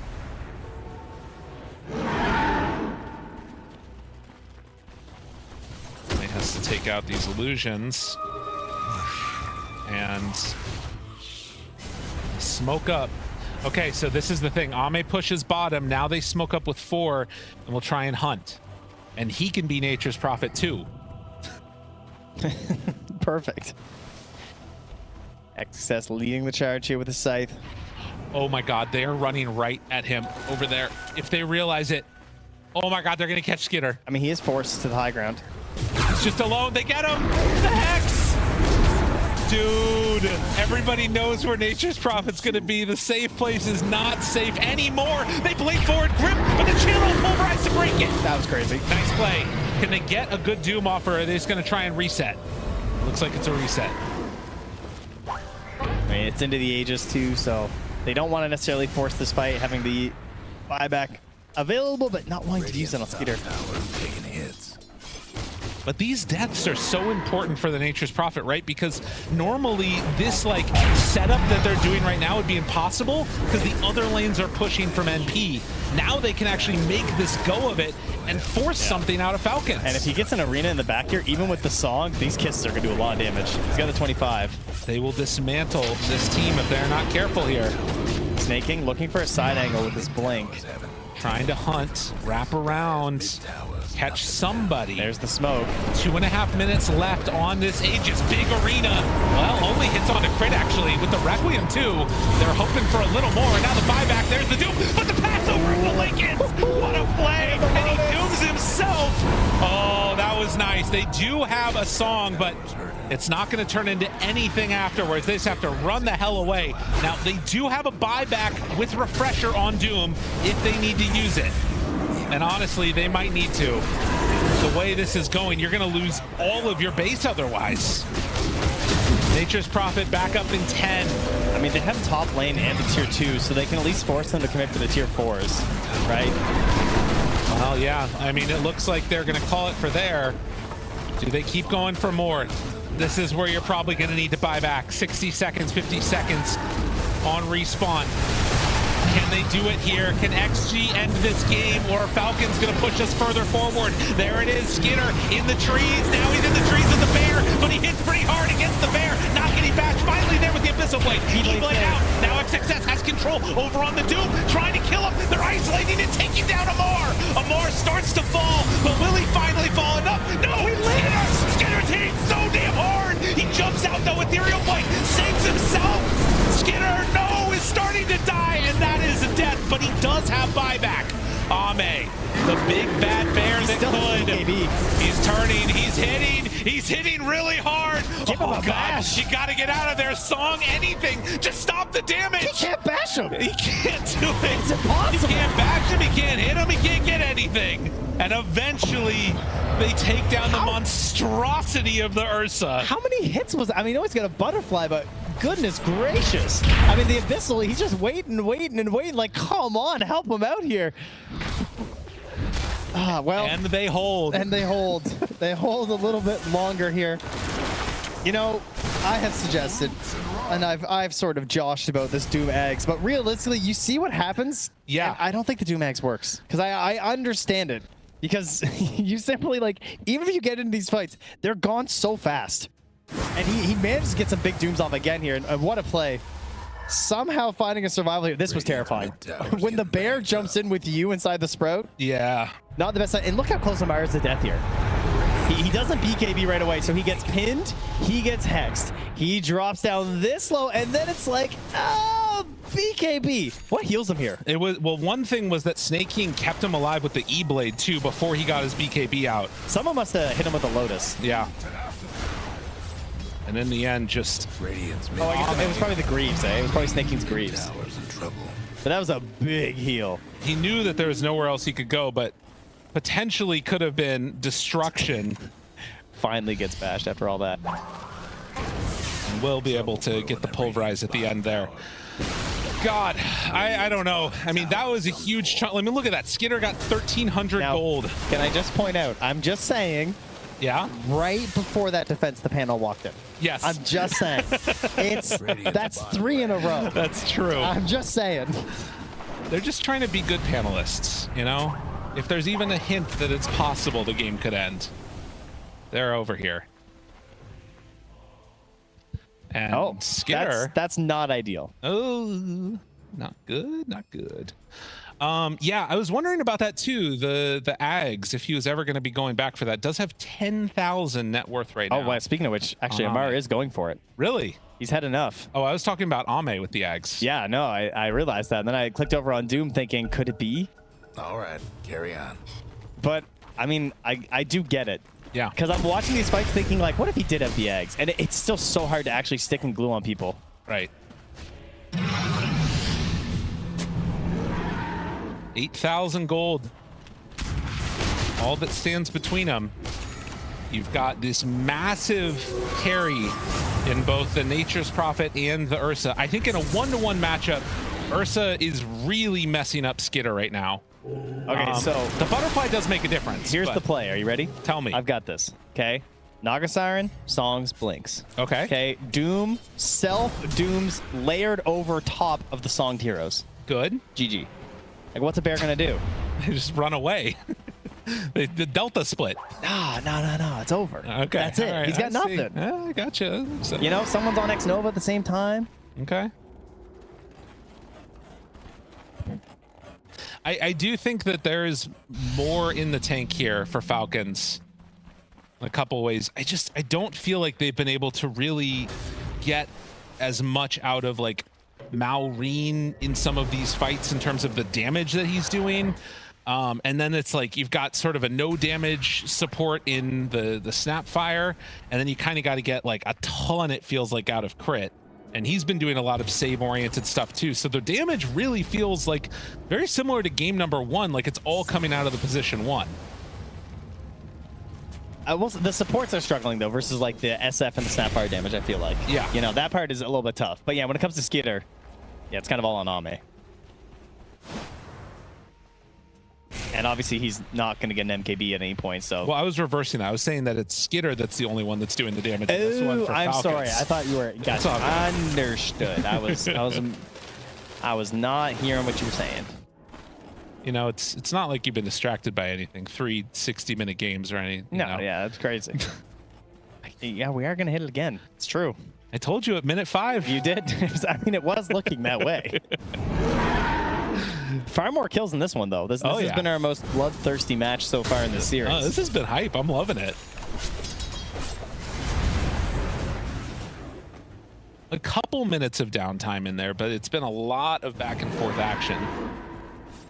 And several of those fights were like, when it's multiple buybacks coming in, and then everybody's just like in this period saying, okay, we're not going to do anything. Just leave us alone. Yep. Don't come near us. It's what, 3 minutes until the longest buyback on the Nature's Prophet and Snapfire? It's also about 1 minute and 5 seconds till Roach is going to spawn. Okay. Still hoovering and gobbling up all of the farm across the map. I am sort of interested in what the Naga's item progression looks like next, because he went for a refresher. Have you noticed where the lanes have been though this whole time? Yeah, it's very shoved out. Yeah, they're pushing into the Radiant despite them being up 2 racks. And that's because of, you watch Crit, he can just walk over, he can throw Bushwhack, Boomerang, Acorn Shot, and these waves still die despite being super creeps. Radiant's top tower. Oh my god. He summons and starts it. Oh my god, I've played with Jenkins. I know what's gonna happen. Oh no. Say it ain't so. This is... Are you saying that treants are back? Oh, the big trees. He's got the big trees. They're back, baby. Dude, if the XG lose the game like that The big trees. to the big trees, I am going to lose my mind. Call it the Miami Heat, the big tree. Am I right? That is... Do you know how old that reference is? Chris Bosch was a name. You could have done, you know what, if you want to go really old, you could have done like the Boston You know? Bastin. Yeah. Paul Pierce, Kevin Garnett, That's not Ray even, Allen. That's not even that. That was the that was the original big three. I thought you were gonna go like a Bird era or something. Okay, guys. Yeah, gotcha. When you said Bastin. All right, 60-minute items. Let's go. That's the end of this game. Run it back. Snaking's gonna stand up if they win. Anything is possible. Yeah, exactly. All right, we need every single Book of the Dead, just all of them. Give me every Book of the Dead. Success. He's a lot of health, huh? Yeah. It's a lot of little pips. Wait a minute. Are they? Okay, no. They're not gonna find anybody here, I don't think. Fritzy being away. Pretty close. Yeah, that was getting slightly scary for him. You just keep on taunting there, Mallory. All right, he has made a Helm of the Undying. Fleet-footed. It's pretty good. That's very nice. Can I get another Helm of the Undying? I'm not sure what the best one would be. I think probably for Falcons, like Book of the Dead just does seem very good. We do get the Minotaur Horn, which is nice. So they gave it over. Yep. Snake King. Stygian, Spider Legs. Oh, he didn't get great items there for Mar. I guess he could turn into the right-click one if he wanted. I feel like Spider Legs is okay. Yeah, that's true. You know, get rid of the phase boots. Another but he's thinking about bots, so that's what's messing him up. Is that he wants to be there for the engagements, or he wants to join in with Skeeter. Yeah. That makes sense. All right, they do get a Timeless Book of the Dead for XM. Boundless Stygian for crit. Yeah, he's thinking. He wants to gain. Of course, you know he can place debuffs on multiple people like an Ember style, so it's really nice to have on Hoodwink. And the attack range and cast range is what he gets for that. So his his bushwhacks go nuts. Yeah, it's like Dude, ridiculous range. It is actually a full screen with Scurry. All right, smoke up now with their items. I don't know what's going to happen in Why this is it fight. always the rune? It is always the rune. They jump in. Malrine tries to get away. E-Blade, Ethereal caught for the moment. Snaking in trouble, tries to walk away. Not going to happen. Dude, those kisses. They go hard. Amar looking, hunting. But a TP. Dude, why is it that we have all these objectives? All these roaches, everything else. Wisdom shrines. It's just the runes. Because they're so low. They're very high impact, but they're also like kind of low commit. So it's an area where you know there's not going to be a fight around get away with it. Yeah. They got to push in these waves. All right, Book of the Dead there too. And still waiting on X Nova. Oh, one each. Okay. God. Yeah, they're going to need to send out all of these along the way there. And X Nova does go for the Timeless Helm of the Undying. Three Book of the Dead seems a little excessive. Yeah. Yeah, they just want to keep those waves out because they know that there's going to be like spamming in constantly. Yeah, I mean, they know they're struggling enough as it is, and they're up 2. So, makes sense. Now, it looks like we're heading towards a Wind Waker here from Alreen as he picks up the Yules. Trying to mess with the bear some. Pop Lincolns, all kinds of reasons to have it. So Roche will roar, and I do not think that they're going to contest this. No, XSS is very confident that's not happening. He's taking the outpost while they take it. They really need to be concerned about creeps getting in their base, though. Because I do really think that, like, with the bots too coming in, these giant treants, like, look at how much damage they do. They're big guys, and they're not easy to kill either. It's actually, that's great. This is good stuff. It's good to be back. Where, you know, no more of this Ironwood treant thing. Yeah, you know, just the little ones. Get the whole crew. Another game with Hero that has 10,000 gold in his inventory. Inflation's real, you know. Yeah, it's that's just right. 10K is just not what it used to be. It just can't buy as much as it used to. You know what it is? It's hoarding wealth that's going on right there. You got to distribute that out amongst the team a little bit more. Get X Nova something. Well, careful now. Can he do it? The Bear Man, I feel like, is going to still be able to carry this if they can just get on top of targets The problem is I don't see a situation where they're ever going to show on Skitter. Look at Amar invested in the infuse, so he has a wind lace. Yeah. The old 65-minute wind lace and the old, that's just a good luck wind lace, what that is. Oh, yeah. Maybe some punches here. XXS shows, jump, finds him, dooms himself, and now the rundown. There's the struggle, though. You can see it. Oh, X-Nova ended up a weird placement there, and they're both in some trouble, but Amar, Ame has to run away. Dude, this Axe is looking so good. Immediately, dude, they're all gone. Does he have a second one, though? He does. Jumps onto all three. Who's he going to stay on to? And it's going to be, of course, Ame. Ame down. That's Aegis. They're bringing him once. XM, a second salvo, a hit there onto Amar, and Amar is gone. It's not enough. TP's away, wants to escape, but just barely gets out. But look at this. Creeps in the base for both teams. All right, still buybacks as well. Can't hard commit. They're now going to get that tier 2, though, so this does open up the finish. All right, Skitter, he's immediately sending that over to the range creeps. Or onto the range racks. They have buyback on both. Buyback now onto crit. Creeps are doing their work. Picture in picture. Thank you very much for that. Tier 3 goes down. Malrine, Ame, caught there in the Sprout, jumps out of it. Now the hex out from XXS and getting obliterated. He's going down. The E-Blade is not a safe place for you at all. Now the hits. Ame controlled by the Sprout. They already bring down one. They have a buyback if they need it on Skitter. How much more can they do? That's Mega Creeps. XXS throws out a spear, not going to land. Minotaur Horn used. They don't have creeps out, though. They can't do any backdoor shenanigans. They have to win a fight. Ame's still holding this BKB. It's keeping him safe. Can they even manage to win a fight here?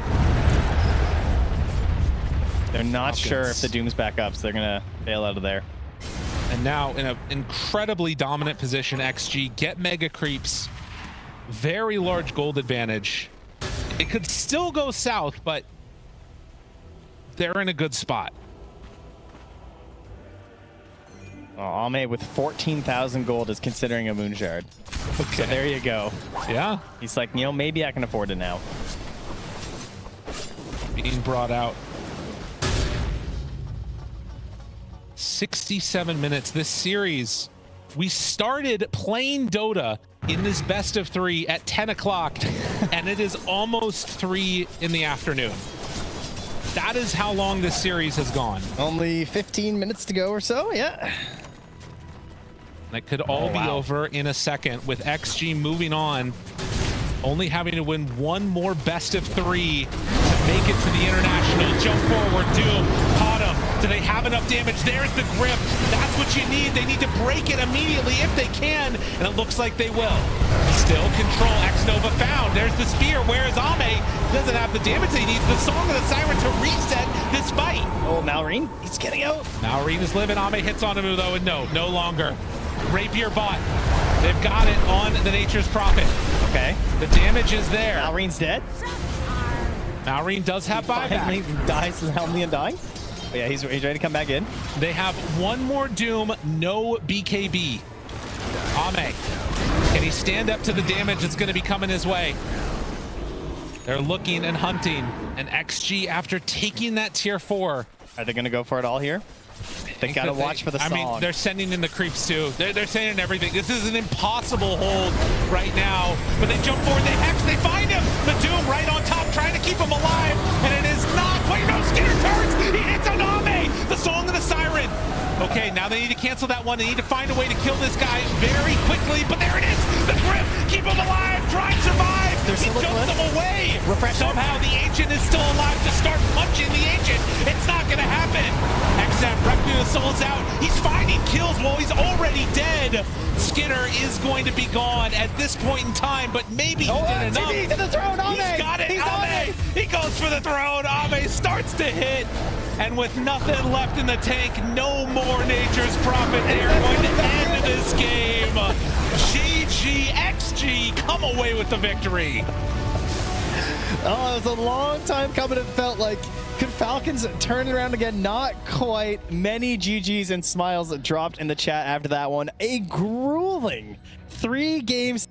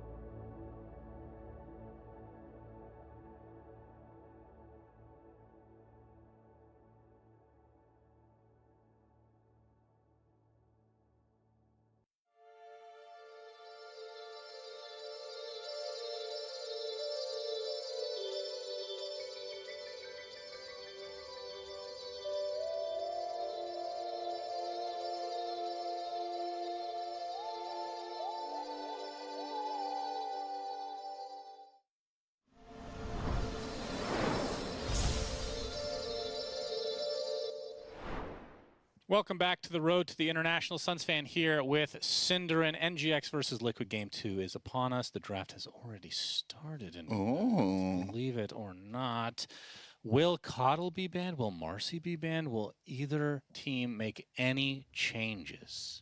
Will both teams win at the same time? That's a great question. We've never seen it before, but it could happen today. Liquid, if they lose this game, they go down 1-2. Then they're already in elimination. That's right. We talked about that ad nauseum in the last game, so please don't repeat yourself. Well, I'm assuming there's quite a lot of different viewers for this series, obviously, so I will repeat myself as a matter of fact. Keep in mind, the only teams that are either guaranteed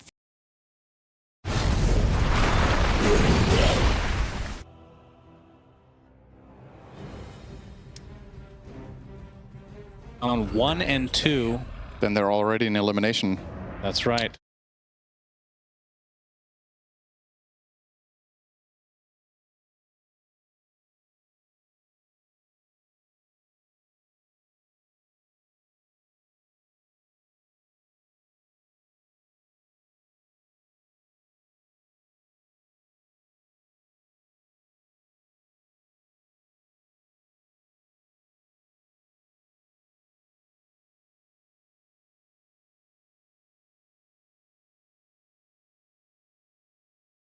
To decide whether they end in the top 8 or get eliminated. You want to avoid that bracket at all costs.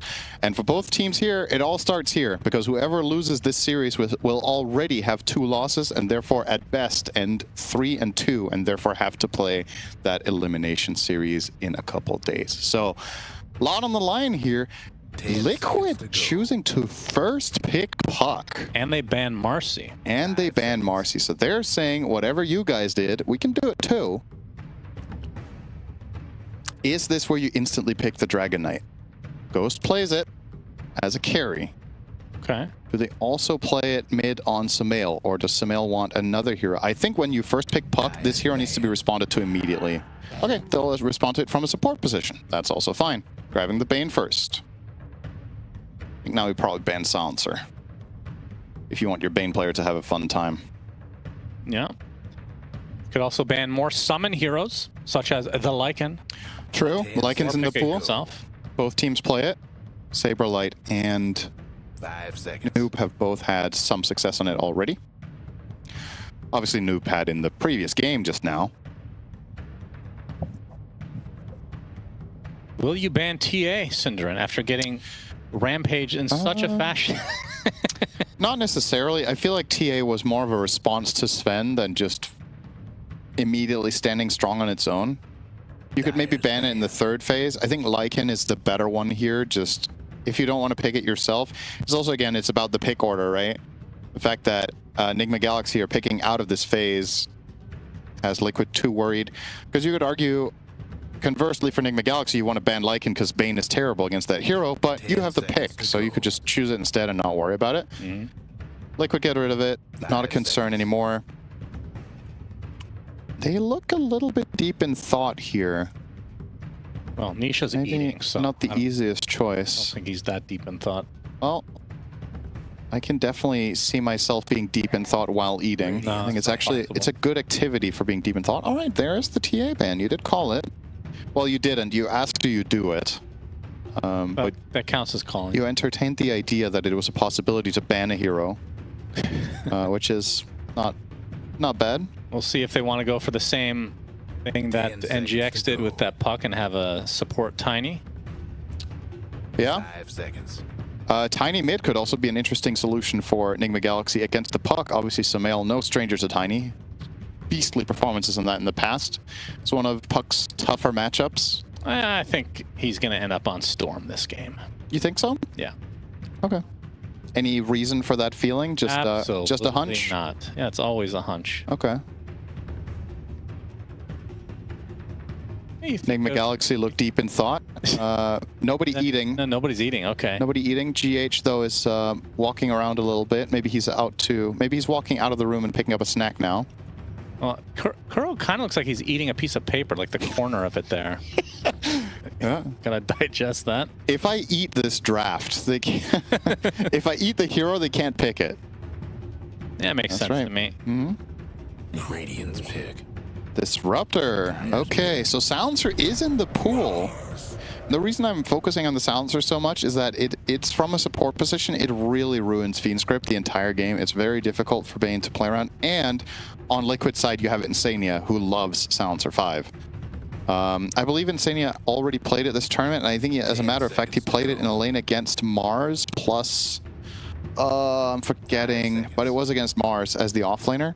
Might do a repeat of that. Is that the game where he went Glaives? He went Glaives level 1, indeed, which historically is not that uncommon, but as of the last year, Silencers a lot of the time go 4-0-4, and we were debating what the rationale was, and we came to the conclusion he probably just wanted to trade really effectively, because he was playing with Carry Tiny. That was the game yesterday they lost with Carry Tiny. Tiny offers so little on level 1 to the lane, so Silencer skilling Glaives and just non-stop spamming the enemies might be able to bridge the gap, but I don't think we're going to see the Carry Tiny here. Unsurprisingly, there's a stat from Mars. 20 times picked, 20 times off lane. It's just where you run that guy. Shadow Demon. Okay. We've seen Extreme Gaming look incredible with this on Jinkyu. Very good against these two heroes. You get the save against grip. It's similar logic to Global. If this hero is out of line of sight, he can always just save the grip. You never really know. But it double dips against Mars. But here's the thing. Mars can take the anti-vision facet. But this is not as guaranteed of a save as you might think. Yeah, that's true. Nor is this one. Same problem. I think you absolutely have to take that facet now. I forgot what it's called. The other one's Victory Feast. What do you call the no vision one? Let me check. Yep. It is called... Oh yeah, Bloodsport. That's right. 10 seconds to go. All right, so 2 saves now on the side of Liquid in form of the Snowball and Disruption. Yep. Oh, look at those win rates. Interesting. Bloodsport doing significantly worse. But also more games. Pick 65% of the time. This is a healthy distribution of facets.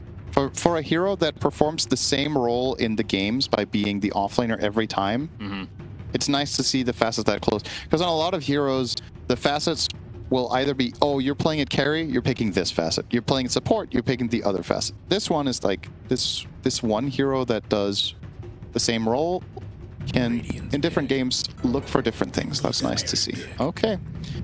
Ember for Sumail will be the choice as... It was a Spirit. Yep. True. I guess, arguably, who of us was closer? Oh, what did you say? I said Tiny. Yeah, I wonder. I feel like it's pretty close. He's melee. 10 seconds to go. Oh, come on. He's a Spirit, brother. Well, He's literally related to the hero that I chose. Tiny is the spirit of the rock. Oh my. Unlike Earth Spirit, who's the spirit of the earth. It's different. Oh. Void picked up from Liquid. Okay. Huh. Saw this in the previous series with Crystallis playing it. Yeah. Long-winded game. Similar fashion. Not the most damage in the chrono. Puck is okay, 10 seconds to go. but you don't have that like really big oomph or something like a Phoenix as one of your supports or whatever. Okay, is there any possibility this is Ban. not a carry Void? And There it's is. off lane that goes time zone with Puck and Shadow Demon with all these lower cooldown spells? There is a possibility it's an offlane Void, but I personally still think Time Zone just isn't very good. I think you can play Void in other positions than carry and then still go 10 chrono. seconds to go. Yeah. The stats would support that theory, but I think all these 7 picks have been carry as well. So I don't think we've seen mid-void or exactly, there we go. But the hero does have flex. I'm a genuine believer in Void played in other roles and focusing on time dilation. And then you could go all sorts of things. If you're a support, you can go for auras or like stuff, Solar, Crest, and Glimmer. If you're playing offlane, you can sometimes even go Radiance Vanguard. Similar logic on mid, but 5 seconds. yeah, haven't seen too much experimentation with that this tournament. Liquid will- Brewmaster taken out of the pool. Yep. Interesting ban. I guess the banned last game as well. The spell for Ember. So it was just targeted against Saberlight, one of his best heroes. So I believe NIGMA Galaxy did ban it last game as well. 10 seconds to go. There's nothing inherently obviously great against Brew here, except the Cyclone against Bane. Dispel against Ember is okay, Is but Enigma a hero anymore? yeah, it is. That's a Saberlight special. True. Double bubble. It's a lot of the same stuff, though. I think this last pick from Liquid cannot be that archetype hero. I think it needs to be something lower cooldown that either plays with Puck. Either you keep Void or you put Void offlane and get a carry that's faster, or vice versa. There you go. This is a faster offlaner than I say faster. It's Undying. Yeah. It's faster than Enigma. Yeah. It's aggressive. Now, what does Ghost want? So TA not in the pool. That would have been great. Ursa. But you're against Demonic Purge for Overpower, and you're against Void Chrono. Spicy. But we did see Ursa. Maybe Troll? Yeah, our favorite hero. Troll could be good here. I like the Ursa. I find Shadow Demon to be a really nasty matchup for Ursa.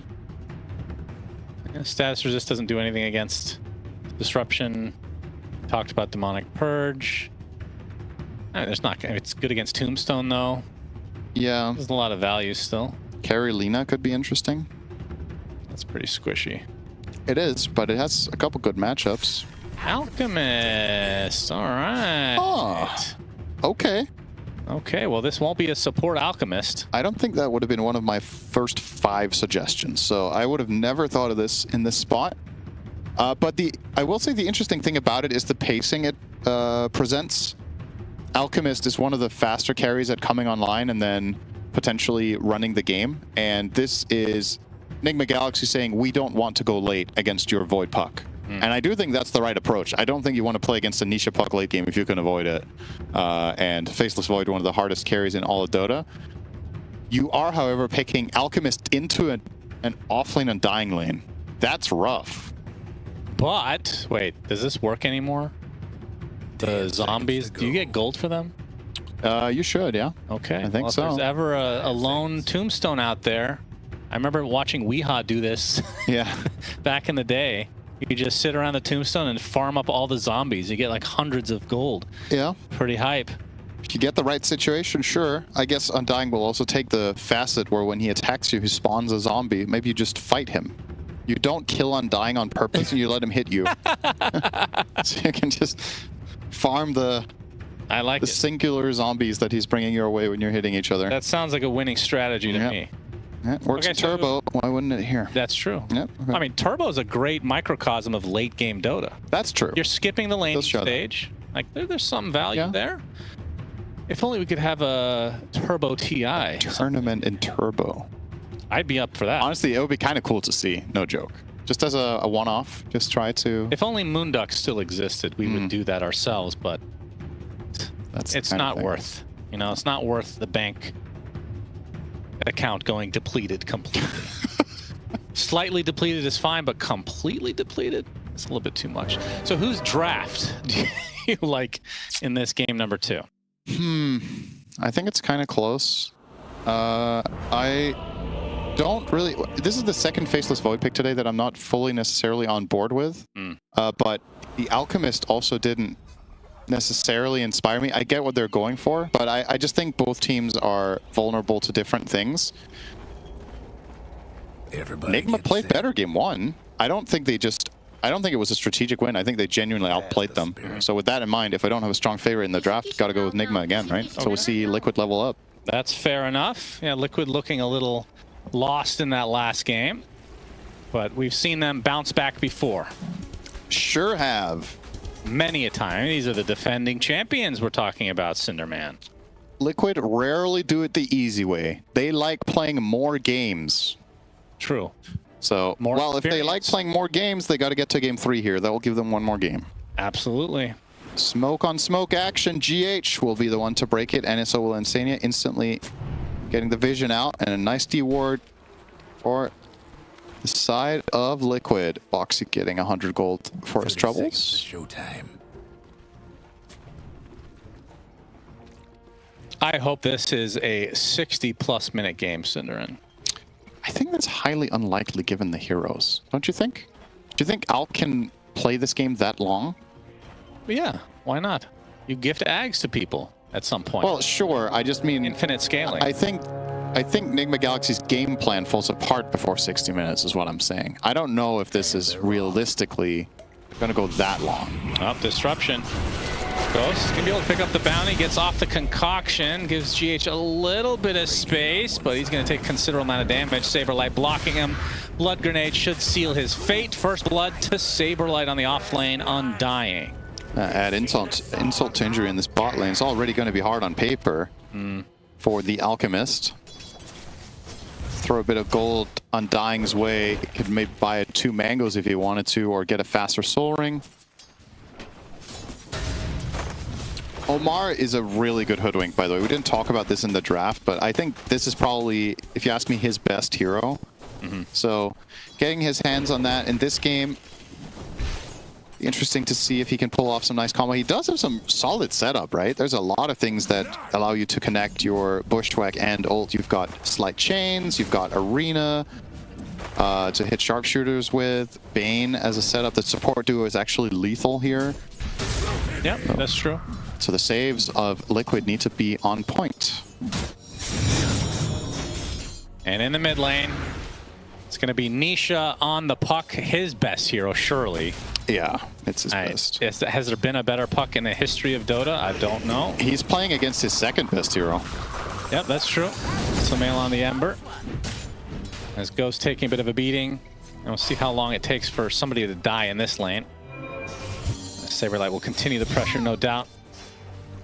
All right, what hero do you like in this matchup, Puck versus Ember? Get Flame Guard in this lane. In the lane itself, I like Ember a bit more. Overall in the game, I think it's double-edged. Ice Shard's blocking and Ghost. Oh, Concoction is going to have to be self-stunned. That is unfortunate for Ghost. Saberlight gets the kill. He is off to a terrific start. They do lose the Tombstone, though, so GH gets something the other way. But yeah, that's... really good timing on the snowball. He'll have to use Fairy Fire. Nisha going to continue the pressure, though. Bottle will keep him just barely alive. Each hero will get their own water rune now. Close call there. Now, in the past, what Embers would do in this lane against Puck some time back would be maxing Slight and going Blightstone to just whittle away at the Puck in lane. But I think Puck's ability to regain resources through the new Innate, as well as the overall nerf to the Orb of Corrosion buildup, probably swings this matchup a bit more. I still think Ember is favored, but it's more tolerable for the Puck. And Embers also like going 4-1-4 build with Chain Gang. So I mean, Sumail is doing quite well. 17-2 versus 10-1, so not really that close at the moment. As a result, level advantage for Sumail as well. I also have to say that I think this season, Sumail has been a better laner. Okay. Than Nisha, so it's not too surprising. GH, okay, Tombstone is going to go down one way or the other, but Ghost taking so much damage to the tag team. He gets the Tombstone, dies afterwards. Saberlight is on fire right now. He is on a killing spree, 3-0. What can I say? You asked for this when you picked Elk in this game. Like, you knew you were going against offlane Undying Tusk, and they picked it anyway. It's high risk, man. I was worried for them. Maybe they can get a trade here, though. Ghost coming back. Oh, he's going for farm. There's no way, and his courier goes down as well. Oh, man, it's a disaster for NGX in this laning stage. Of course, Alk does have a lot of comeback mechanics, and the fact that he gets more gold than other heroes, in case you weren't aware of that. Yeah, but he's gonna need it. Start. And I mean, it gets worse in the fact that you can't, like, if you're losing this lane, you're gonna lose control of the Lotus area as well, which a hero like Undying just absolutely thrives on. Yep. So we'll see how long they can even stay in this lane. Feels like they, from the NGX side, going to need to switch something up potentially. Of course, good news from Sumail could do wonders once he hits level 6. That's true, and the good news for NIGMA Galaxy is the other two lanes are going well, right? So Ghost is having a horrible time, but Sumail is doing well in mid. We already established that, and Mars, again, against Void. Most offlaners just like playing against Void because the lane is kind of free to farm in. He's 20-9. Mika yet to get a deny. So not looking too shabby there for that is kind of unusual. the Mars. Sumail gonna do the long walk of shame back to base here, getting whittled away at by Nisha over time, but with the early advantage in CS, he should come back and be just fine. Oh, this is still rough to watch. When you have to block these creeps just to have a chance of getting experience. Like, you forget about the gold for now, because you can't get close. Just leeching XP as GH stuck inside the shards, and now we see the tag team again. Oh, this time it's a bait though. Oh, it's dodged though at the last moment, but Omar has arrived. A lot of damage being applied. Blood grenade onto 2. Boxy. Looks like he's going to be able to exit. Last right click, not enough for Omar, and now Saberlight turning his sights onto the hoodwink. Nice stick usage there. Not enough. As Omar stuck inside the shards, has the acorn shot at his disposal. Concoction again dodged as Omar does find his way to the grave, and now Ghost is on super low HP. This is tough stuff. This time they set it up as a bait to get a 2v3, and they still lost it. This time they brought third hero, and the third hero dies. Boxy has dodged, what, 4 spells already? Yeah, Tusk is just incredibly good against Alk in this kind of lane. It's really, really... At this level, you're just going to pull that off consistently. You're going to dodge these concoctions. It's telegraphed. There's a countdown timer. You know how long Snowball lasts. So it's really hard.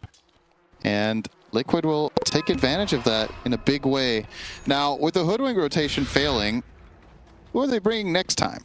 Is it going to be Puck, or are they just going to accept? Because there's 2 ways of playing a game like this. You can try to bring Alchemist into the game by bringing heroes down there, or you triple down on pressuring the other sides of the other lanes of the map to force rotations. Fortunately for Noob, the spear did not latch to a tree, and this turns into a 1 versus 3 as Boxy makes the rotation, and this is going to be a kill for Mickey.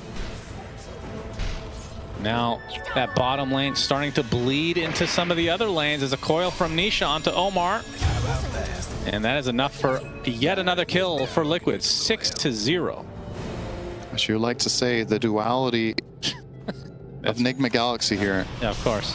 Disruption?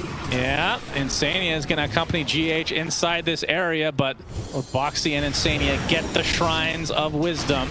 So Liquid just adding insult to injury as GH falls to Nisha.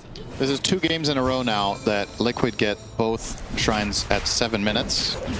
Last game they ended up losing. This one looking very, very healthy though. Absolutely. Boxy, this time we'll get speared to a tree. And this is going to be the first kill for NGX, unless he dodges everything. He missed 2. Wait, does he have Sister Shroud? No, that was just 2 uphill shots. Tower plus Omar both missed simultaneously. A little bit of good RNG, still dies though. NGX on the board.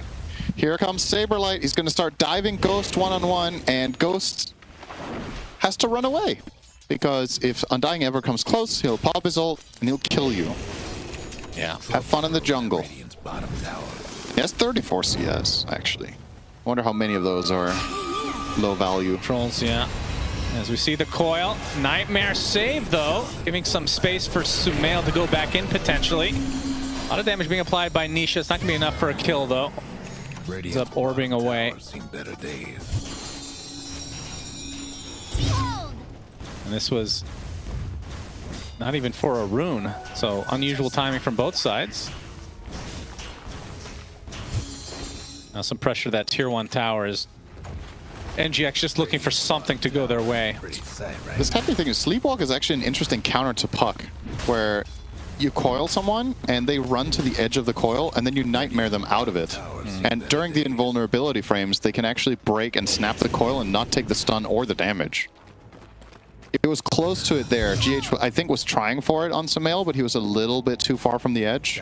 Mid tower won't last much longer. Might come into play later. Keep an eye out for that. Nisha pulling Sumail back.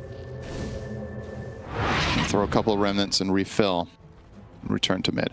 He's got his work cut out for him this game. I think this game at this point for the foreseeable future is heavily riding on Sumail's individual performance.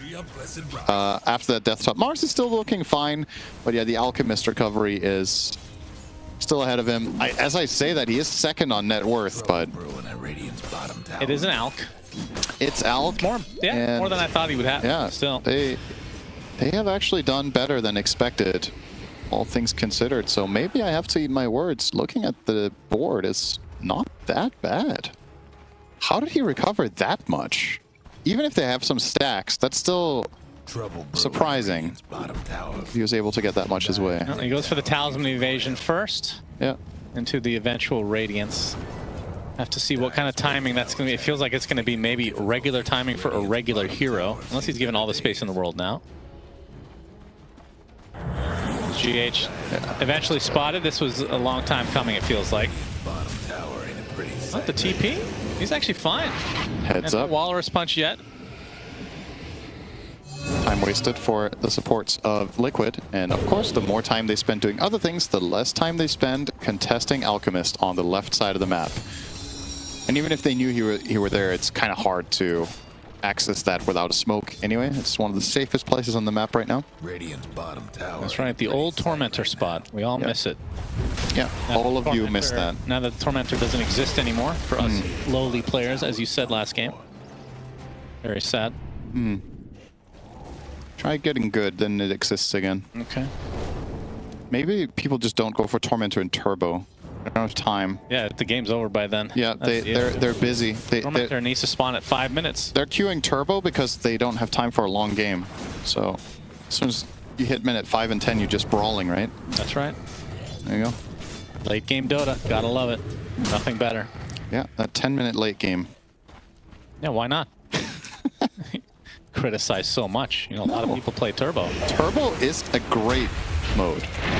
No joke. GH stuck inside the shards. Saberlight, he's actually gonna pop his ult for this. Yeah, he needed to, I think. Really? Well, otherwise, they have to extend the chase with Boxy. I guess they could have done that, but then there's the risk of a turnaround play. Like, you kind of just want to get that kill and get out of there. It gets awkward if they chase another 5 seconds, so... Omar again, Coil. Well, comes out from Nisha. This is going to be a support kill onto Omar in all likelihood. Another shard block from Boxy. Just S-tier class Tusk play from Boxy, as always. One of the best to do it on this hero, for sure. Bottom tower. 9-1 advantage for Liquid. Only a 1k lead against an Alk, though. Yeah.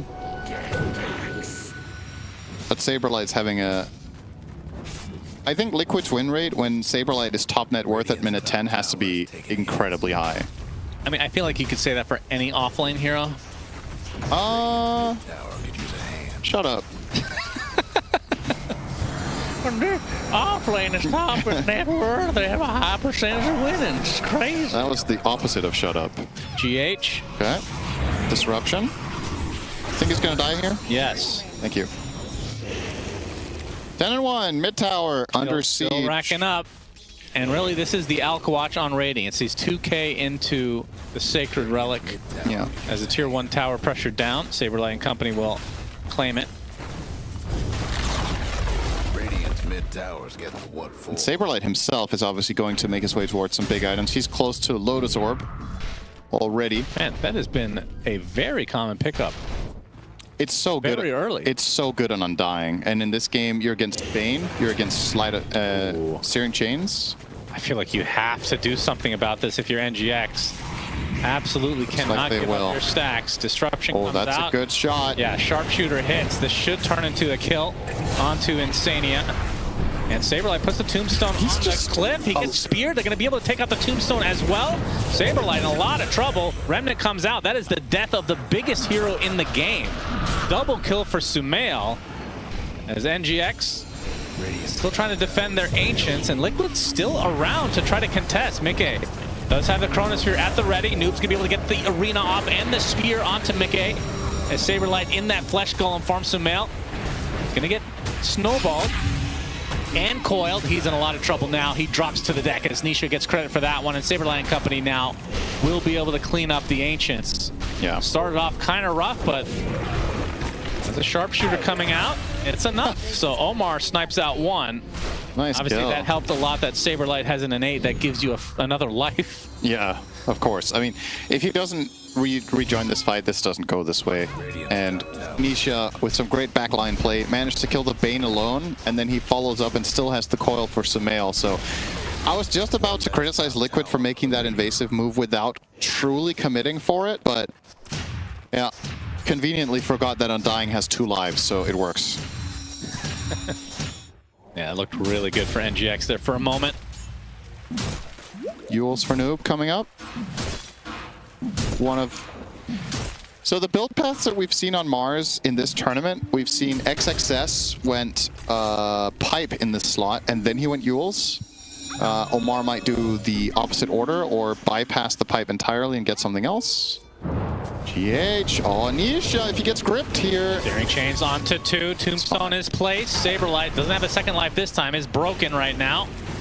It's a sharpshooter doing a lot of burst damage. They have to exit though. Sumail dodged the coil. Resetting, but look at the pressure applied to poor Noob on the Mars. Wrong place, wrong time for him.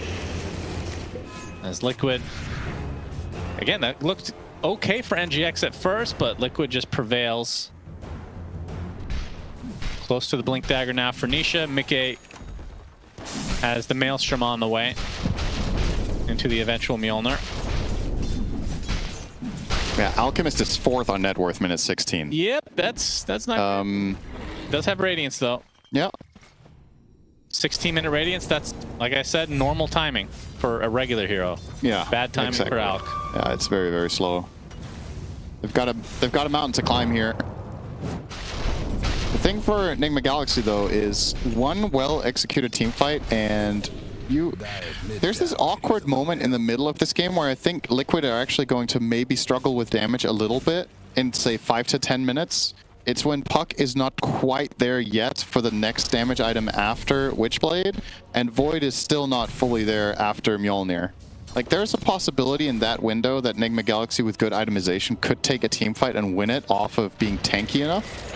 But if they miss that window, the curve swings up again when the next items come out. And Noob trying to get a pick off here on the box. He's going to force a rotation though from Mickey. Snowball. Still has that chrono. Oh, he actually does connect despite the Mars Arena going down. Noob stuck inside his own arena now, outnumbered, and will eventually fall as the grip comes out from the sideline. GH, Ghost, you have nobody nearby. that. Ghost dies, okay. And GH looks to be next on the list. So double kill for Mickey. Ghost died to Puck Shadow Demon. Yeah, this is rough. Ember seemed nowhere near this, and yeah, you can see the damage breakdown there. Big damage coming out from Nisha at this point. I was mentioning, it's not right now, it's when the next items come out that becomes a concern, but... Oh, he's self-stunned? Oh no. That's not Well, good. that would explain it. That'll do. Liquid with a Roche now in a very commanding position. He has a hard time getting concoction off. You have the snowball dodge, which we've seen. Yeah. Puck phase shift. You have disruption. Like, Yeah, not an easy spell to even hit. It's true. Oy. It's understandable though. He did well. They last picked the hero, so they knew everything. That is true. That was coming. He didn't get counterpicked. They chose it themselves. Liquid now in a good spot, and they've got to feel really comfortable, right? This is when Liquid are at their best, in my opinion, is when they have better late game and Nisha's playing Puck. Like, that's just that is the best Liquid setup for winning. I thought it was going to be something deeper, but yeah, just pick Puck. Yeah, well, they first picked it, you know? Yeah. Like, Nisha, Puck, and good late game, and get there, you're golden. So Mel, taking some damage. No commitment, though. He's just trying to poke a TP out of the side of NIGMA Galaxy, not biting, though. Are we ever seeing the other facet on Puck these days? Pretty rarely. Curveball is so good. Until the buff. Yeah. As they find Sumail, Sleight of Fist, Remnant. Oh, into the Saberlight's arm. Oh, hello. Decay hits. Sumail has a Remnant out, but it's not that far. Oh, now NIGMA Galaxy are kind of deep. Oh, Mickey almost ran into him. Looks like Sumail will live as Boxy survives the sharpshooter. This is so awkward. They're actually getting away with 0 deaths here on both teams. Wow, that was an insanely deep dive from Liquid, but recognizing that NIGMA Galaxy don't really have what it takes to fight them back. And I think a really big difference between this game and the first one has been GH's inability to really set anything up. On the Coddle, he had massive impact. This one on the Bane, 0, 6, and 2. They picked it as an immediate counter pick to the Puck. Haven't really got much for their... Haven't got their money's worth for a first pick, I would argue. No. Might change now. Mickey. He has used his They got him. getaway, and that's going to be an easy pickoff for GH. Oh, GH is on the board. Yep, he needed that one badly. Got a Ghost Sifter now. That's a big kill for NGX, but they're going to need a lot more of that. Mid towers get backed up. Saberlight won't waste any time as Tormentor will be liquids. Short for Insania, Demonic Cleanse. That's Chains. good for chains and Enfeeble. yeah. Not skilled though. So yeah, just pretty much just the chains. Offensive Yule, I guess. But it's never bad to have the utility, and it also heals, right? So even if the cleanse isn't useful, you heal really strong heal when expiring. Dire's bottom He's tower. almost done with a blink dagger. Good grief. Yep. Radiant's top Still tower looking is very, very healthy for Liquid. In spite of losing Nikkei there, it's a little bit of a bump in the road, but tower. game plan is continuing. Oh, Nisha. GH trying to be cute here. Counteract this. GH pays the ultimate price. I will say he was successfully cute, but he didn't get to trying. Well, that's always the case. Yeah, exactly. GH. He's Go. trying and he's successful in that. Spear missing. Yep. Chain. Oh, boy. Okay. Is anyone? Self-concoct, Boxy. Oh, there's no. Okay. They're gonna All right. get one. Not pretty, but NGX will take what they can get at this point. Yeah. It's something. You still feel like one good fight for NGX that can get back in this, or are they a little bit too far behind? They need a few, like 2 fights. I think one is enough, but I mean, it needs to be a pretty convincing one, right? Getting like a 3-for-2 trade is not it. You need to win a little bit more than that, but it's mainly if they can keep this gold lead at around 4K for the next 5 minutes. I do think they hit a timing eventually at some point for a little bit, but it's a narrow window. You got to play it really clean. Yeah. Top tower. GH trying to be annoying here. Unfortunately, he was cute instead. And the tower will fall to the hands of Mickey or his faithful friend, the Centaur Conqueror. Radiant lost. Can't tell which one got the last hit. I think it was the Centaur, though. Really important. Yeah. Gotta give credit to whoever gets it, right? If it wasn't important, why even show it? That's true. Looks like the Aegis is going to expire for Liquid. Yeah. They have pretty significant map control right now. Nisha going Lincolns against Bane. It's pretty standard. GH will obviously skill a point and Enfeeble to counteract that, but it does make things a little harder. It gives you that moment to react. And Radiant's courier. is there anything else that's good against Concoction? That's pretty much it. Outworld staff. Coming apart. Can't use that offensively. Omar getting chased by Mickey. Looks like he might survive. Yeah, Mickey doesn't want to waste his time. It's such a nice little nook there for Hoodwink. Yeah. That little corner. Alk is top net worth, ladies and gentlemen. All right. And he has BKB when the courier is respawning in 2 minutes. Yeah, he can go back and buy it though. There's nothing Oh, on I the thought that courier. was on the courier. It's Okay. just all stash, so there it is. This is one of the items I was looking for NIGMA Galaxy to be able to fight. The other one is probably Sumail finishing Kaya Sanj. And then you're looking at a bit of a dead space before you get more damage, right? Like, no, Mars is not suddenly going to show up and deal 50% more. Like, the hero just doesn't. Yeah. So there's a lot of pressure on the Ember and Alk to do the output. Yeah, that's a shield rune for Ember. It's good. They can still Demonic Purge it, though. True. But if that gets used on anyone else, it will was be hunting. very nice. Dire's courier took a trip. He Nobody in the area. caught a courier, Okay. much like you hunting at the steakhouse. Well, I wouldn't call Chipotle a steakhouse. That's true. Well, you did say you hunted steak, though. It's close enough. Well, they have steak at Chipotle. You know, I know you guys don't have that in Europe, unfortunately. Yeah, we don't have steak. BKB online for Mickey, and that means go time for Liquid. Ags for Saberlight too. This is a nice level up heading into this fight. Ooh, he is big, bad, and birdie. It's funny that one of the most conceptually cool, like watching it, Ags in the game, and it's so simple. Yep. Gives you stats. Yep. Very cool. Doesn't all have to be all this.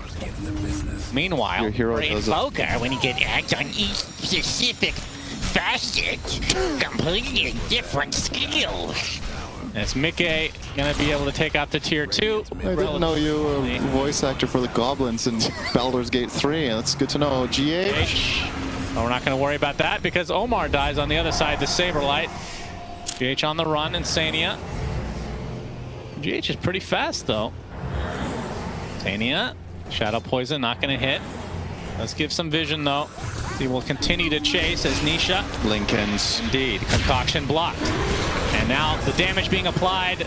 Oh, Tombstone placed as well as Noob pops the Essence Shift. He was able to get off the ult at the last moment, and Ghost trying to get something desperately here. Going for the Tombstone, going for some kills. Noob died first, but Boxy follows suit to Sumail. So in this little engagement, it's a 1-for-1. Saberlight shows up though with that Flesh Golem as Ghost will just blink away. That fight. Is this still a chase? Yeah, he's dead now though. That fight might have gone quite well for Enigma Galaxy if that Spirit hit, right? He speared only the Undying and he speared him away. There were a lot of trees, but managed to score the goal instead. And then the arena came up afterwards. So a little bit of missed execution there for the side of Enigma Galaxy. In spite of everything, the gold lead is not growing for Liquid.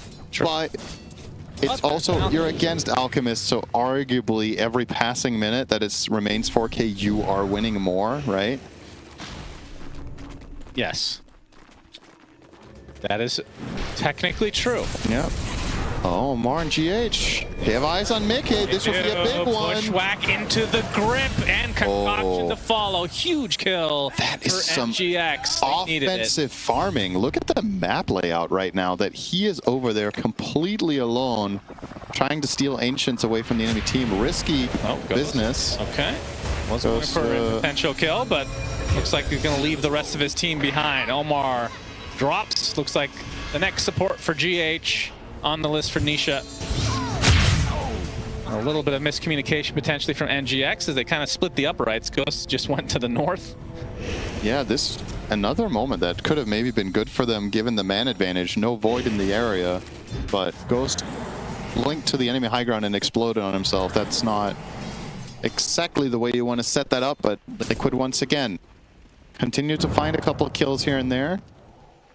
I'm still baffled by the gold not moving more than it is, actually, in these last 10 minutes. It feels like it's hovered between 2 and 4K. Ghost. Okay. Yep. Okay. Keeping up his stun ratio. Right. Saberlight. Saberlight. No, they're going to jump right on top of him. Sharpshooter to follow, but the save from Boxy. Wisdom Shrine does go to Ghost in the end because of the snowball. This is going to be a lot of damage applied to Saberlight. He dies, instantly spawns thanks to the innate. We're going to see a repeat of the last time we saw this. Noob absolutely destroyed. Yeah, didn't get off arena, gets a Ghost, another concoction. Actually wants to go in. He will. Trying to right-click his way on top with the bushwhack to follow. Lotus is going to be able to reflect on Mickey. Gets off the BKB and now turns his sight onto the Alchemist. Gets off the Chronosphere. That is a dead Minotaur face, whatever that cosmetic is. As Omar going to drop as well, and now Liquid showing up in full form. Gets the tier 2. Will they continue to push? I don't see why not. 50 seconds on Alchemist. They thought they had more damage than they did, but the Demonic Cleanse obviously can remove the Orchid, and also Mickey has BKB. I think that just wasn't going to happen. It's a costly mistake. Ghost Scepter. Sumail trying to lead the charge here. That's off a Sleight of Fist. Does dissuade Liquid from going any further, though. Alk not up for another 30 seconds, but Liquid's still going to back away. Potentially Roche time. For the first time, it feels like this game, the lead is over 5K for either team, despite Alchemist being in it. Yeah, that is true. Tag team going to help out in this endeavor as Roche will go down. You can see Sumail. It's gonna scan it out. A bit wild. In the charge now, trying to go for Manisha, gets the Aegis. Sumail, he got the banner. He did get the banner. We'll see if that matters in the end here. Sharpshooter gonna be dodged thanks to the disruption. A lot of damage applied to Sumail. There's the arena from Noob as Nisha still trying to find his way to Sumail. Another orb comes out. Have the Yules now as Noob gonna be able to get off the spear. Does take out Insania, but eventually Sumail just goes down to the simple right clicks. Saberlight, no second life this time as Ghost shows up and shows him who's boss. Another concoction gonna be, oh, actually that was really smart. That was really cool actually from Ghost. Blinks into the snowball and gets the stun anyway. Another concoction to follow, and this is gonna be another valuable kill for Ghost. So despite not getting the Aegis, NGX showing up and having a pretty good fight. Yeah, another more or less even trade when all is said and done.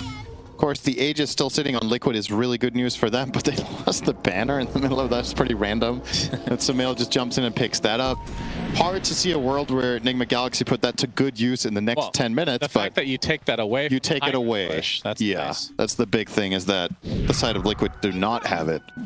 But their inevitable attempt at breaching the enemy high ground here. I gotta say, I'm pretty impressed with, for the most part, what Ghost is able to pull off. Like, he's had a couple of self-stuns that weren't great, but remember the start of his laning phase, and then they recovered him quite well, and he's finding small moments of opportunity in what I would argue is a pretty difficult game for him. Yeah, for sure. Noob spotted out, coiled, will expire. It's going to help Noob a lot to get BKB. He's close to it. I think he was trying to find it on the side of the map there. Nisha is beyond Godling on Puck for the 17th time this year. 12-0-6. Oh, GH spot at the last moment. Cancel of the TP. And just a matter of time. Mickey claims it. And all of Liquid are here. They want the second Tormy. Indeed. And they will get it. And who will it go to? It is Boxley. Ice shards. It's maxed out shards, so they kill a creep wave, basically. It's quite nice. Invisibility. So Ghost opted for Bloodthorn, and it's going to go for the shard.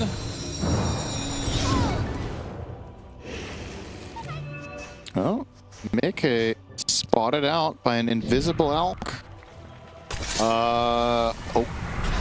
Trying for the concoction play, gets off the Orchid, but Insania is there to cleanse it completely, and Mickey just time walks away.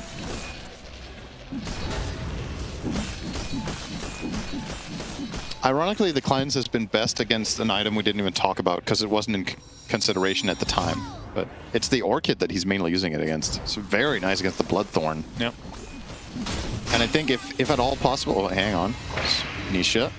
Ghost has to pop BKB in retreat. He's stuck inside the shards, though. They're going to use the arena. And, well, they still see him, though. They get the snowball and the chronosphere. Mickey not leaving anything to chance. 80 seconds of no Ghost. And now the high ground is ripe for the picking for Liquid. As Nisha getting it pretty deep, takes out GH in turn. Just like that, 2 out of the equation for NGX. And Liquid, buildings shall melt in their presence. One more fortification. They're actually gonna go for 3 lanes at once, potentially. Saberlight just wants to keep the creep wave nearby. Yep, it's good. Might as well push out this additional wave for later. Hopes with the pressure coming in bot later down the line. Yeah, this is at least 1 lane. I don't know if they go for more. They have 50 seconds on the Aegis and no chrono, but I don't really think there's any risk whatsoever because, once again, NIGMA Galaxy's damage right now heavily contingent on the Alchemist being present. Yeah, but the backdoor protection does kick in. Sumail did cut the waves, so this is all they'll get. A lane plus a tower is a good prize, though.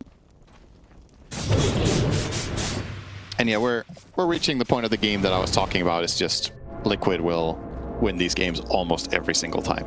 We're reaching late game. You have Puck on Nisha, and you have Faceless Void. Like, this is starting to look borderline impossible for NIGMA Galaxy, and it's not because of the gold amount, because you can obviously recover from 13k deficits, but the look of the lineups, you're also seeing the desperation here.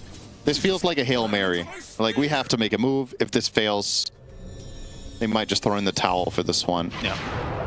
Maybe they could get a backstab on Saberlight. Since he TP'd in, he wouldn't be able to re-TP with his innate if it were ready. That's true. The entirety of Liquid are active But here. Insta counter smoke. Be popped. Big slide. Ghost gets the Abyssal, or the Bash. It's Foxy. They get the Ice Shards out. They're going to punch the Alchemist. He's already low HP. Pops the ult, though, and the BKB. Trying to turn his sights onto the Undying. Actually grab allies himself as Nisha. Going to turn the sight on him now. They are able to kill off the Tombstone eventually. And they kill the Void during all of this as well. So 2 big kills. As the Shadow Demon in quite a bit of peril. Insania drops to the deck. Boxley looks to be next. That's 4 dead. This is going to be 5th with the GH still having his ult throughout all of this. A full team wipe for NGX. What the fuck? They all died How? like that. What? I missed the Void dying. That's crazy that they pull that off. Especially, so the way that all started. Off. They don't get Chrono off, but also Ghost, the way he just jumped in and started that fight. You're playing Shadow Demon and Tusk saves and Shard on Undying.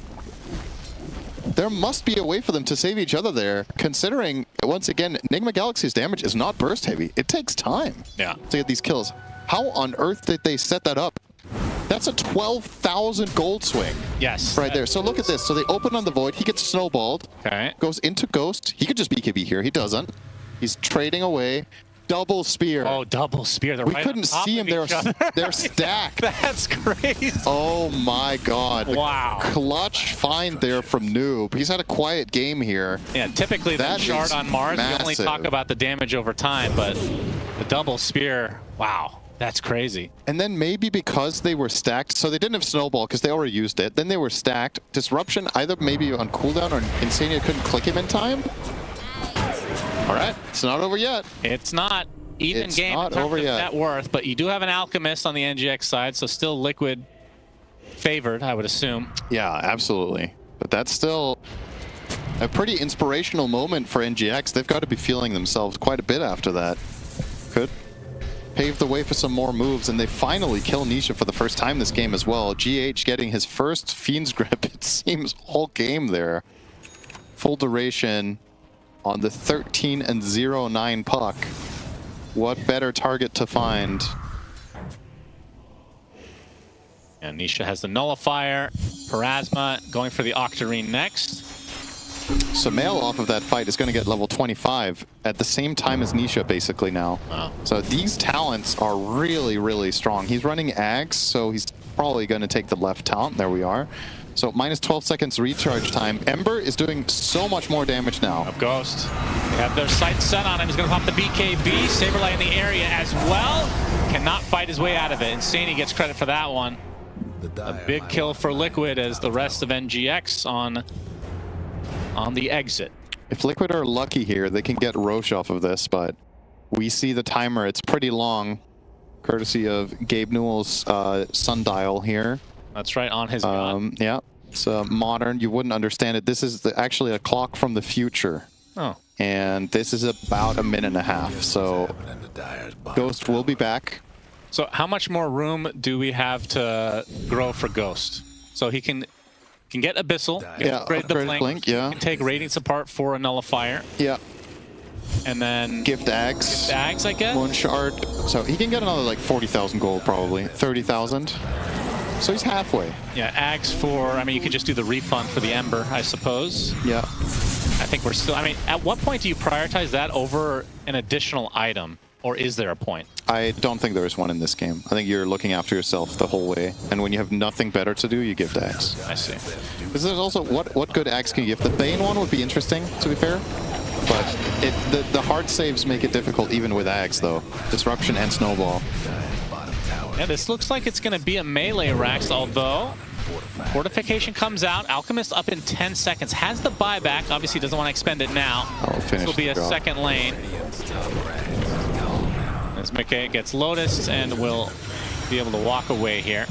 Keep your eyes a little bit here on the Hoodwink with the Blink Hex as well. There is some play potential for Omar to find a big move This game, at this point, is mainly about can you play around Faceless, because in that last fight that you won 5-0, Void didn't get Chrono off. He has 2 Chronos now. Oh. With that But 2 times refresher. 0 is still 0. Yeah. If you set up the same play, you're going to get the same outcome. But that's the challenge here. Yeah, big punch onto Omar. In a lot of trouble. Gets the sharpshooter off, but no not enough buyback to get away. Yeah, that's now a 5 versus 4 in favor of Liquid. And Roche is about to spawn in 10 seconds, and he does not need to cross the river because he's spawning past 40, so Liquid are set up if they want to keep controlling that area. They get a red scan. This is really good news for them. Oh, Ghost. They might assume he went left, though. Well, they're gonna piecing it together. Yeah. Oh, Ghost still continuing to farm. Oh, if he farms this camp, this could be bad. Nearby, he's going to pop the BKB, the disruption to avoid Bane using any spells. Concoction going to come out, but Ghost is going to take too much damage. Does have the buyback, but they lose another support without buyback. Yeah, it's free Roche. And Liquid, yeah, exactly. Roche number 3. Surely this is the killing blow.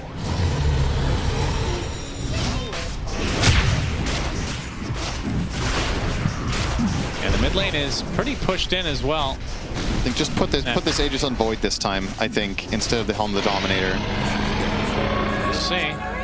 It will be. Because they put the previous one on Nisha. I just think the only way Liquid lose a fight here is if Void dies, more or less. And with this, you're just so incredibly safe. You're playing triple save and Aegis. How on earth can NIGMA Galaxy find this angle? At this point, the Void play doesn't exist, so you have to jump supports.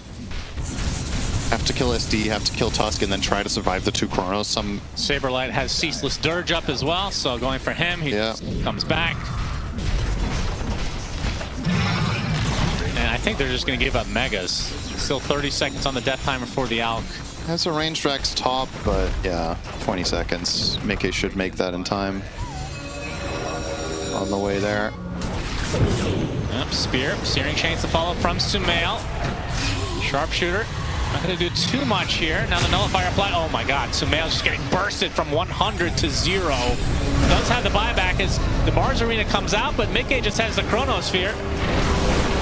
It's going to get gripped though. Do they have the damage? Again, he has the second life, so there's only so much you can do. Buyback comes out from Sumail as Mickey popping the BKB. Has the second Chrono if he wants to use it. Doesn't need to bother as Sumail kind of running out of steam here. Gets off the Shivas. As Ghost focusing on the Tombstone as Liquid, their supports are crumbling now. There's the Chronosphere number 2 from Mickey, but the nice save from GH for the time being. But Sumail does drop to the deck. 2 minutes down and out. As Ghost will get some help thanks to the Arena bashing the crap out of the Void. That's life number 1. Buyback now from Insania. Concoction coming for the Faceless Void. Noob and company can try to apply some pressure. Gets the Sharpshooter off and the rebuke. That's enough. Down goes Mickey, but they have mass buybacks from the Liquid side, and they can likely just try to end it, knowing that that's a dieback for Sumail. Noob drops, but does have the buyback available. This is still going to be a 3 versus 5. And now the building's starting to melt in favor of Liquid. One more smoke for the road. So the buyback being retained from the Mars. Omar going to set something up. Roche's banner's placed. All you can is Ghost going to try to back him. He stuns him though, and that should do it. My Misclicked. Oh dear. Nullifier applied to the Mars in those last moments of the game, and Liquid coming back in this game number 2. Still no GGs coming out from NGX, which I guess is to be expected. As Nisha just frontlining, only dying a single time in this game. Just an absurd play from the best puck in the world. As Nisha will pop his BKB. As the Ancient goes down, and there go the GGs. So Liquid extending this to a 3rd and final game. I think that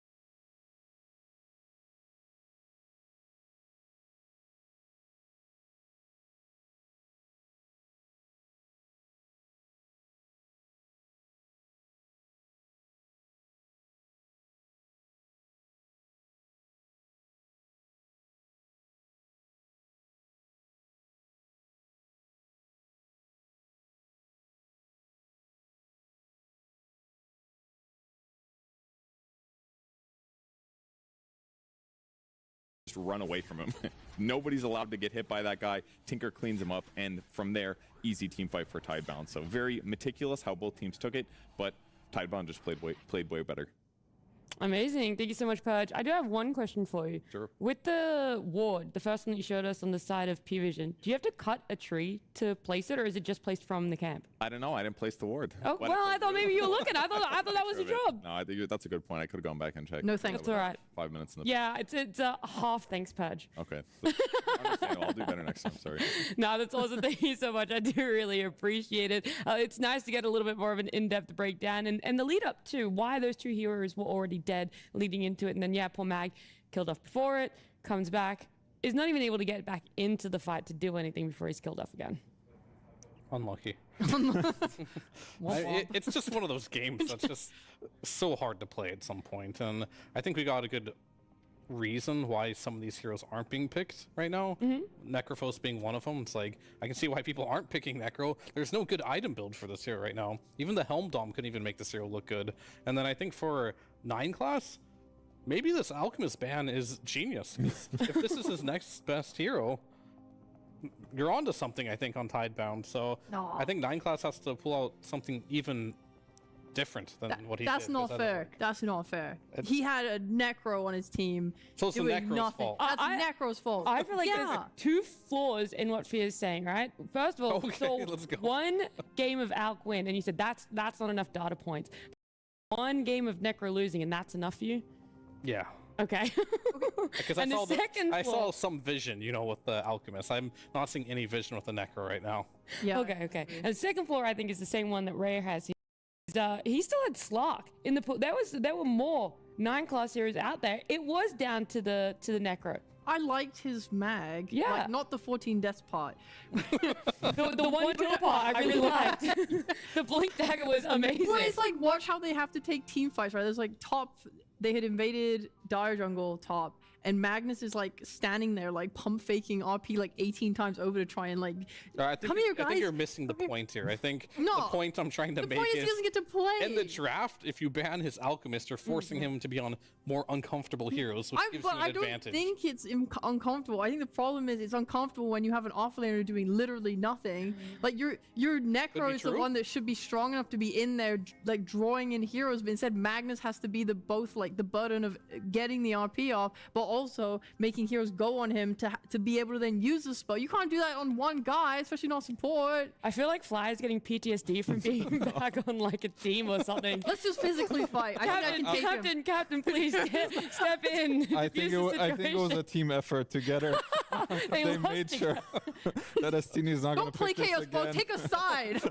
I'm sick of this. He's taking the side that the off lane was just bad for P-Vision. Look, go ahead. You're both arguing the same point. That's fair. I'm appealing to all the support players out there, man. I understand when your core sucks. It's like, what can you do? The thing is, I don't disagree with her. She just disagrees with me. I do like to disagree with you. I think it's fun. How else can you get like emotions out of fear? You gotta fight. Yeah. Fight me. I've seen you laugh a lot more in this last 30 seconds arguing with Ray than the last 30 years, so. That's true. Wow.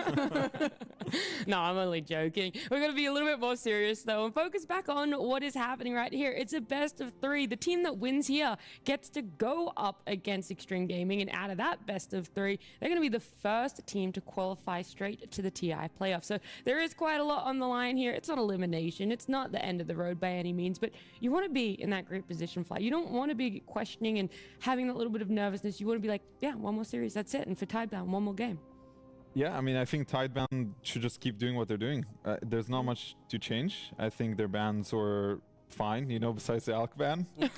I think they're all fine.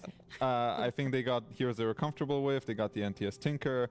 They have a lot going for them going into the series. And I think for P-Vision, their games are so wild and their heroes are so, they change so much that I think it takes a very unique team to be able to be successful like that. I think most of the teams here, the top teams, they have a style, they have heroes they're going to stick to, at least some sort of formation. And for P-Vision, I'm not really feeling it. And it has me worried because I know these guys are fantastic players. There's absolutely no doubt that these are incredibly skilled players. But to jump all over the place when there's high stakes and high pressure, you're going to start crumbling. Yeah. And even though they won the previous series, I didn't feel like this is the same P Vision that we've been seeing before. I would agree. Throughout the year, and you know, however you want to look at it, they've won 3 tournaments, right? This doesn't feel like that same core of what won them those tournaments. It feels like past series for them, they're kind of only just winning game 1 because the opponent is sort of making a mistake. Yes, they're capitalizing on it, but that feels more like what has been garnering wins for them here. And I am trying to read between the lines of what Fly is saying, and I feel like we should just see Satanic back on Tinker. I mean, that's one way of looking at it, but I think it does go back as well to the offlane, because if you look at all the success that P Vision has had, you can kind of see a trend where, sure, maybe DM has a larger hero pool in some tournaments, but it's still pretty narrow to what he likes to do, these Enigma, Darkseer type of heroes, Beastmasters, and then same thing, like we have 9 class, he was playing so much Slark or Terrorblade and these type of metas where it wasn't all over the place, any given hero. Like, yeah, he had weird heroes, but he had a couple weird heroes, right? And I don't know what his hero pool is right now, other than the Alchemist. So that until I see his hero pool and him like being super creative in that way that he likes to play, I'm gonna be a little sus of this team. Well, we're seeing the hero pool comparison of the offlaners themselves between Bach and DM.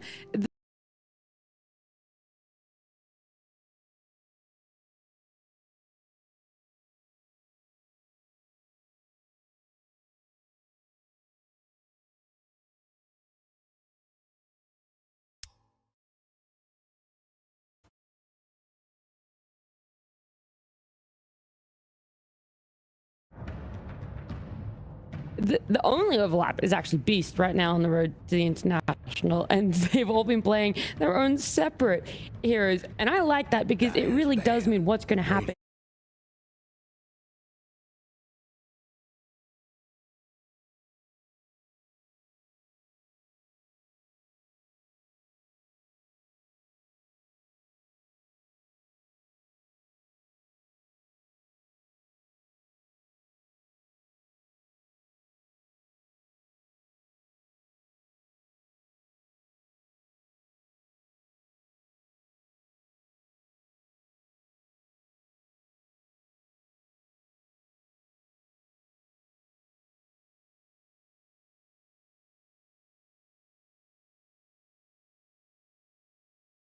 Because the enemy team has to ban the supposedly OP heroes unless they want to try and face you with those OP heroes. So you have more space to do random bans. I think Alk, sure. 5 seconds. We'll table it for now. That's fine. He's not in the game. He's been winning with it, so you might as well ban it. I think it's fine, you know, if you have a throwaway ban, and then they ban the Enigma, which is Enigma is a great hero to enable 9 classes current hero pool, it looks like. Yeah. And Monkey ban makes sense. And then they go with the Nature's Prophet, which I'm pretty sure I've seen them play before, so I think they're a more comfortable team with this hero. And I'm happy about this response, the Lycan versus Nature's Prophet. I think this is a great one. I think Lycan is a very strong hero in the meta, and he's going to get a pretty decent lane against Nature's Prophet, and he's going to be able to kick him out. So I'm happy with this. This is becoming a very common first phase counter to Nature's that I've seen in this road to TI.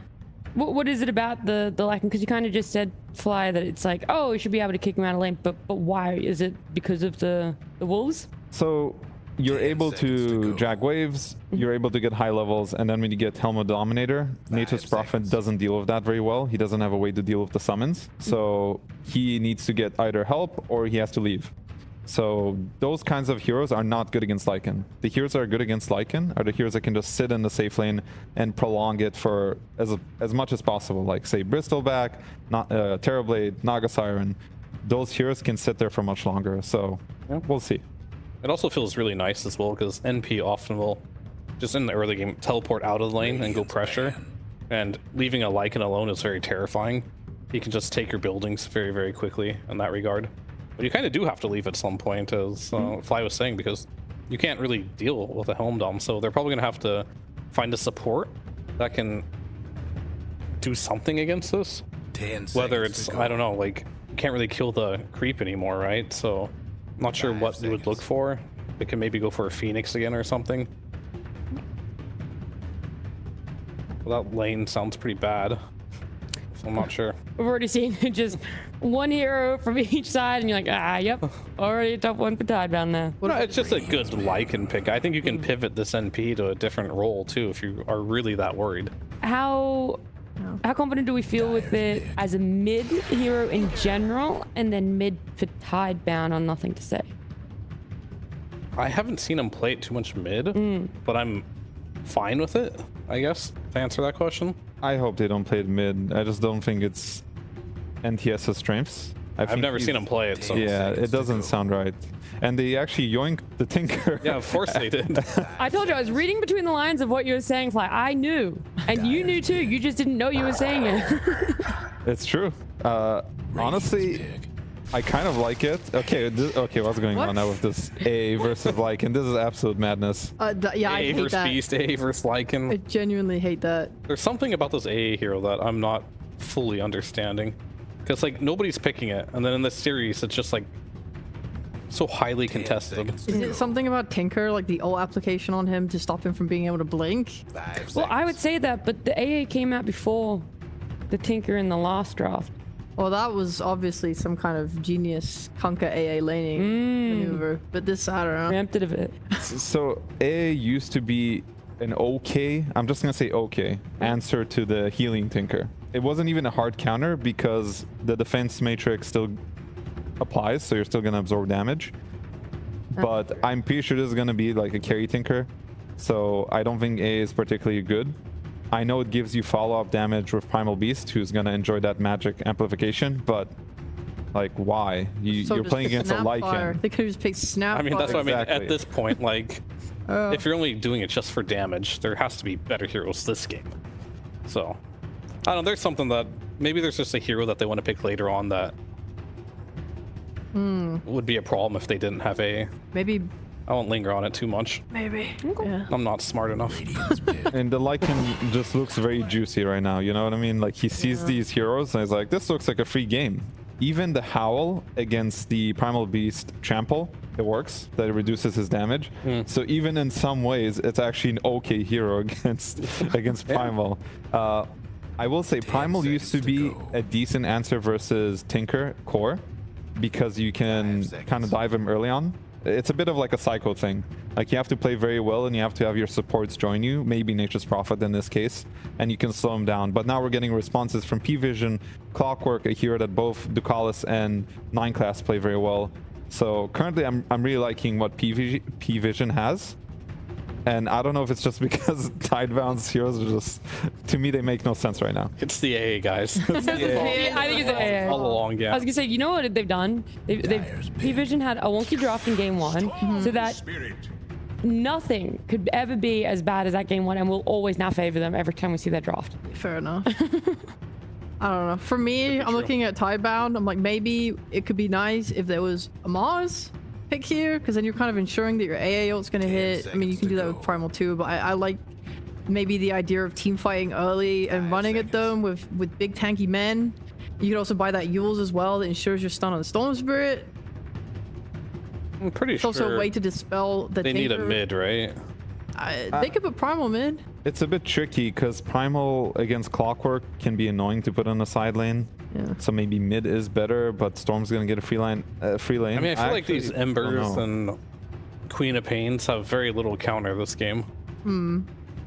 Where if you put so basically your counter no matter what as a Primal versus Clock. Yeah. I think that's just the life of, you know, Clock versus Primal. And do you want to subjugate Nothing to Say to just being countered? Because the lane's not good, right, against Storm, and the game won't be good either versus Clock. Choices to be made here, but I don't think it's a good spot to be in one way or another. Yeah, maybe you just pick a hero, but then maybe he's NP. And then he's also versus Lycan. I'm seeing a lot of problems here. I can see the approach with, I mean, Queen of Pain I think is better overall to scale into the game. Ember sort of works better for the heroes. Right. They'll just take Doom. Okay. That could be a Doom carry, in theory. Yeah. Very versatile heroes here, except for AA. Yeah. We don't really know where they're going to go. But after seeing this, I personally would say it probably is Primal mid, Doom off, and P carry. I feel like every time you try to think about the Tidebound draft, you're just left with more questions.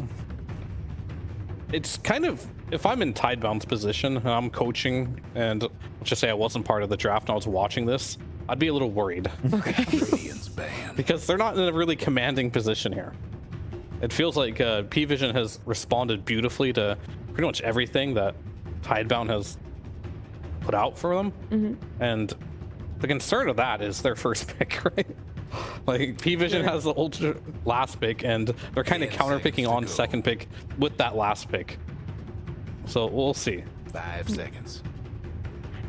So we feel like then P-Vision are going to be looking towards banning out supports. And is there anything like that the Tidebound draft is lacking right now that is really needed in this last pick? I still think they need an answer to Lycan, because I'm not seeing it. I think Doom can lane pretty well into Lycan until later. So maybe that's what they're thinking. But if it is Nature's Prophet as a carry, I see too many problems. But it's a bit hard. They're in a hard position. Like Terrorblade, for example, is not very good this game. It's not good against Tinker or Storm. So what hero can cover Lycan, but is also okay in the game against Storm and Tinker? Radiant's pick.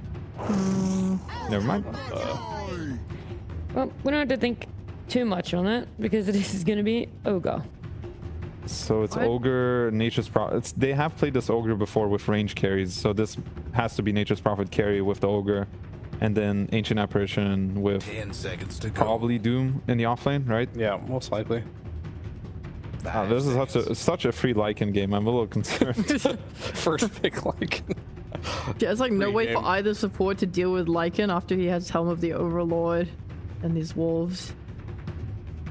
So then what makes their draft just that little bit stronger? Something that they get to pick up here for themselves, carefree, and just enjoy whatever lane they want to put it on. Really just depends on, do they want to pick a 9?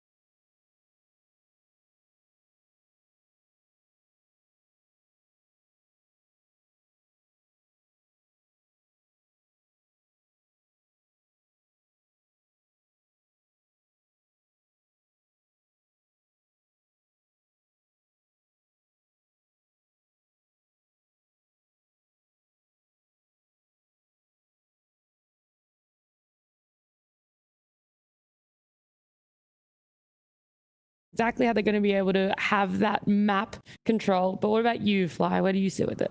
I like what P-Vision has. They have mixed damage of Zeus with the physical from Lycan. So I'm for sure going with them on this one. But for Tidebound, I don't want to make it seem like it's completely unwinnable. Yeah. Because we have seen that with this Ogre, the way they've played around range carries, they're going to get Shiro to this position where he's just going to be able to stand and hit and kill everyone. Just like, you know, the old TI Nature's Prophet. So I think that's their win condition. They have to buff up this Nature's Prophet, go in for him, make sure he can get to hit in the fights, and they're going to have a shot to win this game.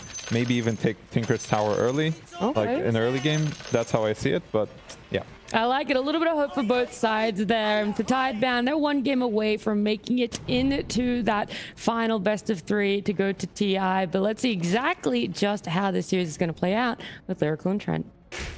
Thank you so much, Nat. And yes, indeed, we're getting ready for what could be the final game, Tidebound, though it seems like after the draft, the panel's not sold on Sure them. doesn't sound like it. I'm going to ignore half of Tal's sentence there, and when Fly said, it's completely unwinnable. It's I'm just gonna ignore completely the other part where he said, unwinnable. I don't want to make it sound like that, but 30 seconds. I feel like we're going to read through the lines there and just pick, it's completely unwinnable. Yeah, it feels pretty rough. But again, that's dependent upon Lycan being strong, which it seems like he's set up to be. So, you know, it's like if A, then B, if A into B, and then B into C. Right. But maybe A doesn't into B. Oh. You know what I'm saying? Not quite. You picking up what I'm putting down? Away we A go. little bit. Okay. I'm with it. I think More their there. draft kind of looks sucky. Okay. Is that what we're putting down? It's Yeah. just, it doesn't feel like it addresses much of what their opponents have. Yeah. It seems like there's not a lot of synergy going on. It's just, they're just kind of there.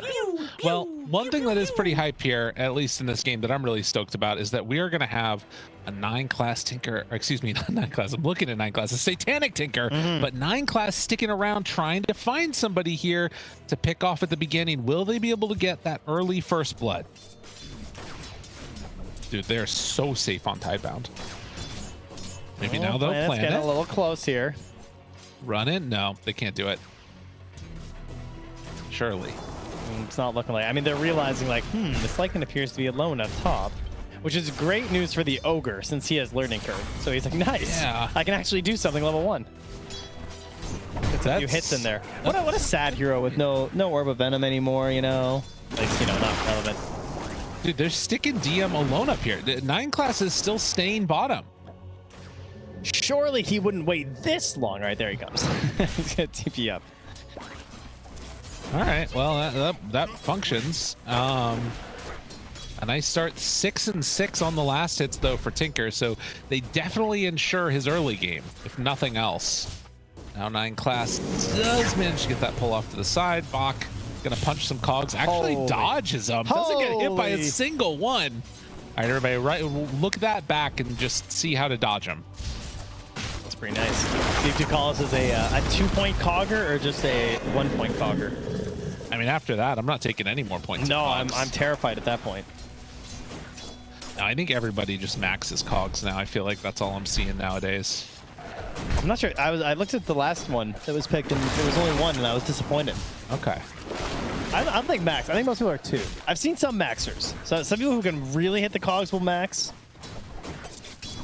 Historically, it was a classic counterpick to Doom, though, was the mana burning ideas.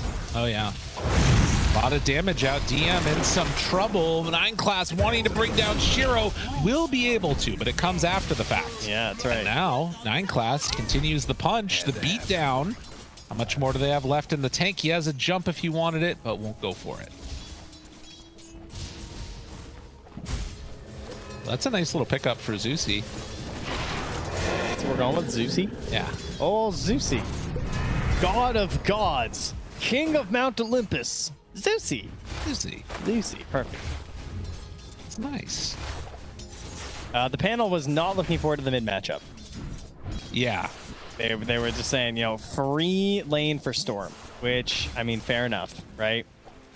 This was, I'm trying to remember what year it was, Nothing to Say playing Primal, where he was just like making solid moves all around the map, getting off to like a hot start, rotating, sometimes even at like this level 4 at times it felt like, depending upon what was happening on the side lanes. Oh, I love a good 3-6 rotation on a Primal Beast. One of my favorites. It's very nice. 9-class takes another couple hits from Shiro, already bloodlusted by Y. And giving him a good start. Has to use the jump there. It was a very aggressive maneuver. Yeah. 2 points in the old Ignite, so just be careful. DM also, because things have been slowed down, it means that his Helm of Iron Will has also been delayed slightly, and each one of these right clicks really hurting. Still having some regen, but not a ton. Will he get to double-digit last hits? And here's hoping. Oh, not this wave. Not. That's tough. I think he got 1 creep that wave. Being Meanwhile, stun in towards mid, hitting on to no one, and gonna jump. Shiro shows up, cancels it as the cogs are there, but with the rotation in from Shiro, no one is in trouble. And just like that, Tidebound decide we're gonna play quick. Okay, yeah, it's not the Primal who's moving early, it's everyone coming to the Primal.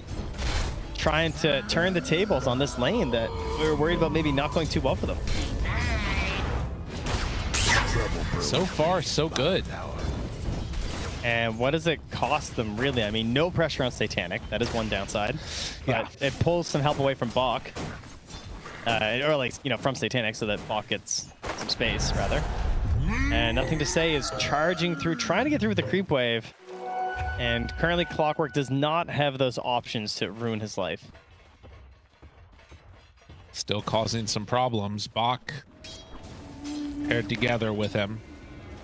And also can retreat back to some stacks that have been built up. It's just a double on the Ancient, but I imagine Planet might be making more of that happen as the game goes later. Raiding creep In wave. the meantime, DM up top there. Brought down very low.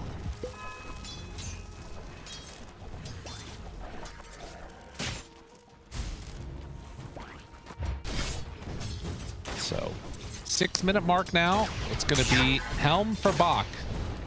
That's the call. Makes sense.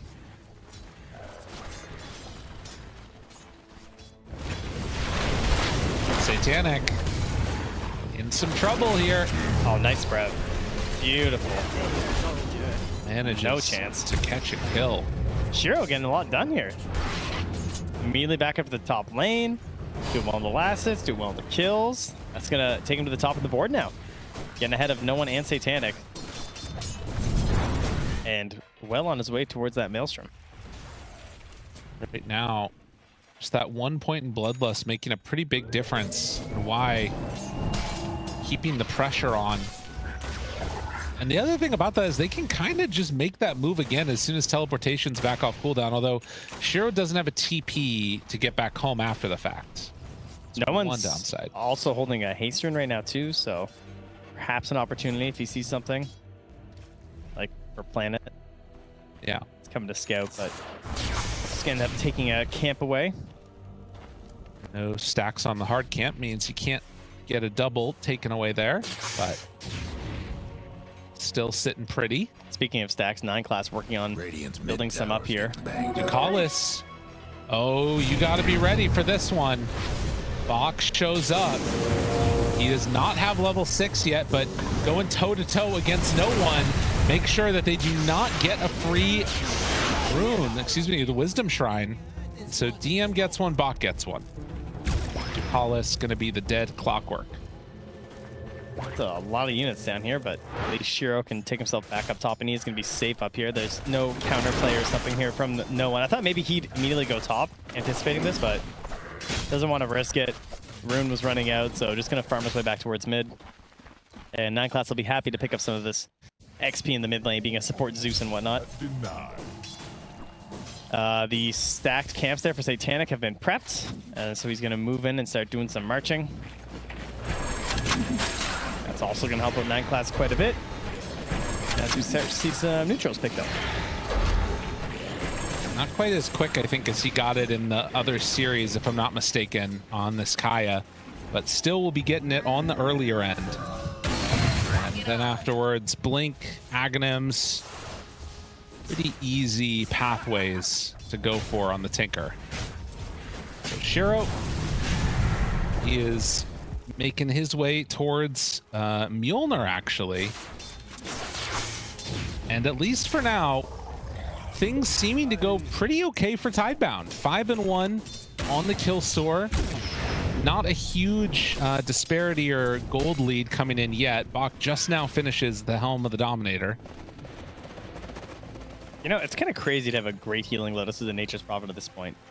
Being able to TP into a fight with half of your HP pool you can recover from a consumable. Yeah. Like plus your wand. That is true. That is so much health that he can just gain. I mean, also the barrier just from the TP. Yeah, like he's so tanky when he arrives into a fight. So hard to commit on him. And there really isn't a hero that can easily kill him at this point. Like Tinker can, you know, do the laser blind stuff, which is very annoying. True. But otherwise, the team fight not really there yet. Clockwork only level 4. Zeus getting towards the level 6, which will help. And that's the other thing that will be nice about this as this game goes later. Is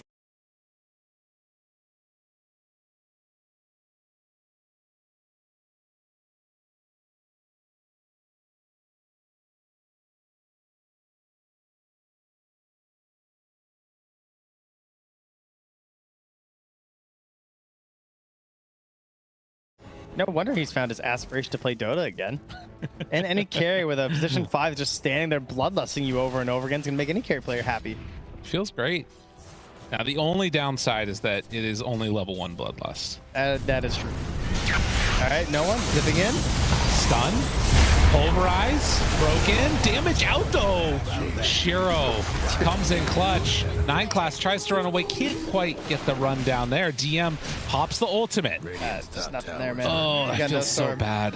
Oh, it's just Storm Spirit's like a moth to a flame, you know? It doesn't even spawn up there and you just die for it. But the hero is very reliant on runes. It's true. We know this to be true.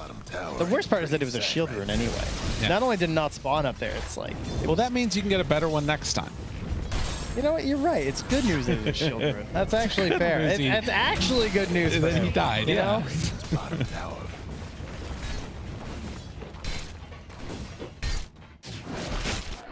So, game very much feeling just like PvE at this stage.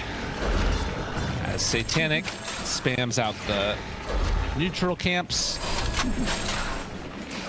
Is there any chance here that they get this kill on the DM? It looks like it. Doesn't have an easy way out of this one. Might be able to get away with his Warpine Raider staying alive. As it runs away from the giant primal beast. And some pressure onto the tower. Will force out the glyph. Tinker actually shows up here too. So we'll try and stop that push. Yeah, Warpine Raider and Tinker, they can take care of it.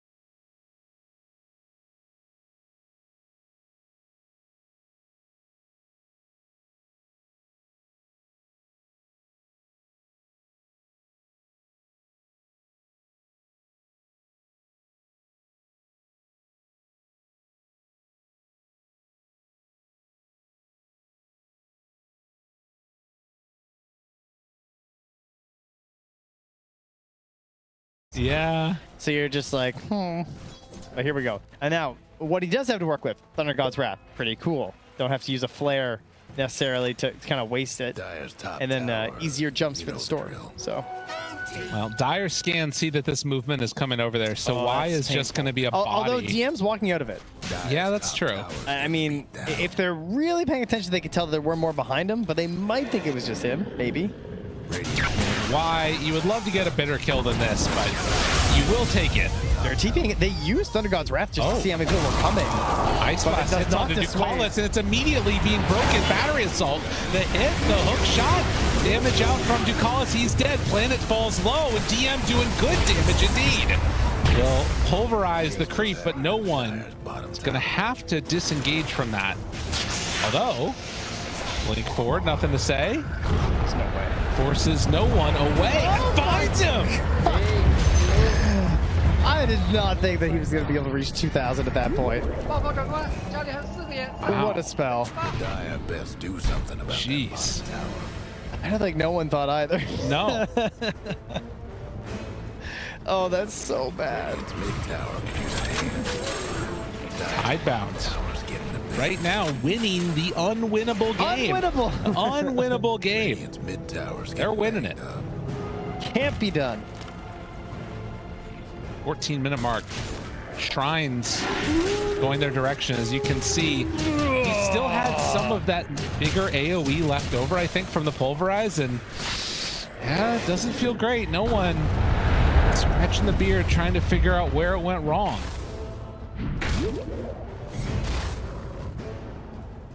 Does that help? I can't grow a beard, so I don't actually know. My brother got all the beard genes. Does it make a difference? We say it does. Oh, okay. Dire's mid tower. And it might. I hope someday to find out.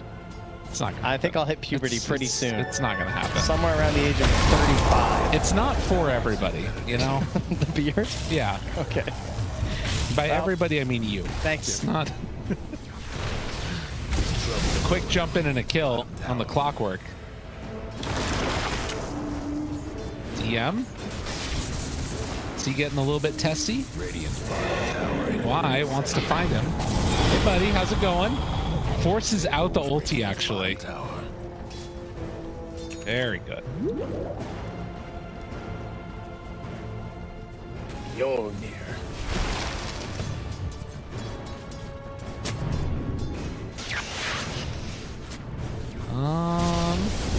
Does he go for just the kill on the 9 class? Are they too worried about other people coming in? Thunder God's Wrath is there, realizes maybe this is not where I'm supposed to be. Ducalis also already hook shot in. Nothing to say looking for that kill on the support. And indeed, they will be able to run down the clockwork. You know, sometimes you're on top of the world, and some days you just can't get anything going, and I feel like 9 classes have one of those days. Dire's mid tower. Yeah, I don't know what it is. P-Vision are just running into a brick wall. Moment of And silence for the you know, Dire's we're courier. seeing China just like absolutely decimate here. This is on the verge of having both teams, well, 2 of the 3 teams from China on top 2 and directly through to TI. Yeah, 3-0 guaranteed. One of them if they hit 4, so yeah. Kind of ridiculous. What a glow up. But of course, you know, it's an unwinnable game here. Okay. So, Yes. you know, it's coming around. They got to get into that unwinnable state. I tell you, once no one gets some galvanized charges, it's going to look so much better. Radiant's top towers in bad It's been a tough one for him.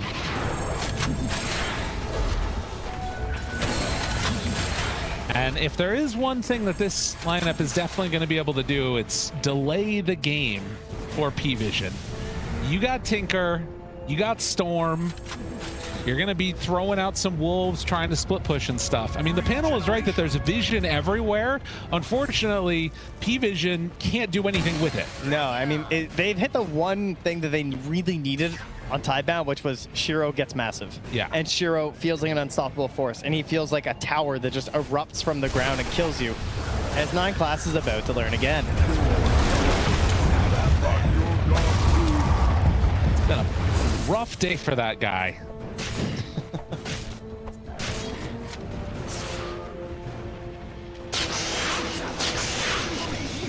Radiant's 4,000 gold lead now. the race Team Tidebound top tower. on the hunt.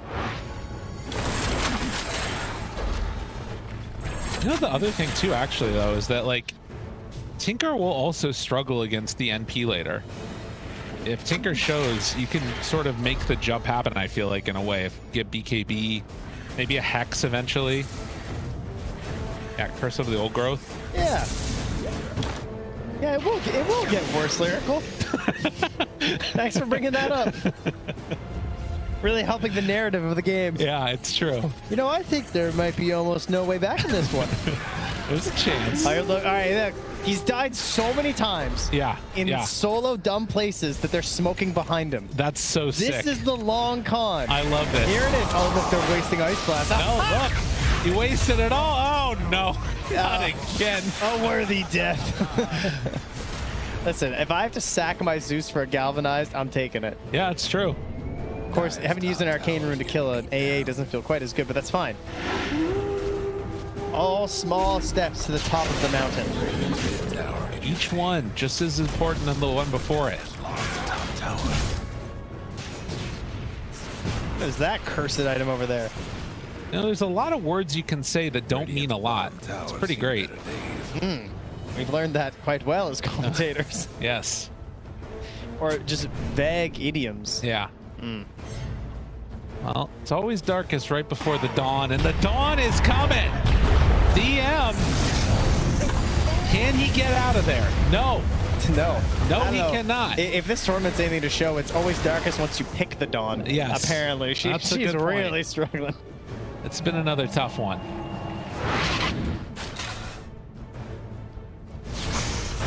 So no one going to be going for the Lincoln Sphere. Has been grabbed one too many times. Wants to stop the damage coming from, well, not even just Bach right now, but also the Primal. Able to catch him out every now and then. Looks like we're going to go for a potential Roshing here at the 20-minute mark at the bottom, Shiro's saying. Okay. Love to see that. Or not. Maybe not. Yeah, you can see very farmed. Everything faster than average for Shiro. Yeah, okay. Doesn't have to show off. We get it. Tormentor first. As the flare hits, there's nobody there. You're taking it so personally when it happens. It's like it's happening to you. What? Imagine if that little... I am the people. Imagine if that showed up in the corner as you're playing. It's like, wow, you got that really quick, guys. Look at the, you know, you alt-click the item, alt-click the timer. Imagine it showed your allies the average BKB timing compared to theirs. Yeah. Now that's Dota Plus worthy. I would love that. Anybody dying to this? No. Oh, and oh, jeez, the flame shield. It's a nice one. I always forget about this item. It's so nice. Rocket flare. Feeling safe. Ducalis, little does he know. He is not safe at all. No one. Hey, at least he knows there's no pulverize. True. He can walk it off, you know? Not be too... I mean, he's even going to try and hit the Croakers. Nothing to say stops that from happening. Satanic.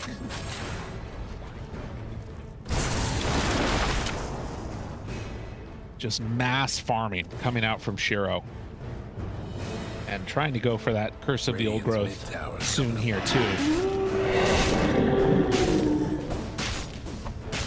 But that will be a good item. When DM is able to finish off the Nullifier, he's You'll all close. see. Yeah.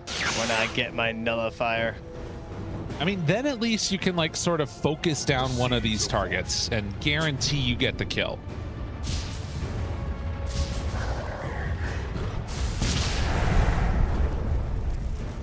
Amp damage All right, denied. nice. Well done by the Wolf.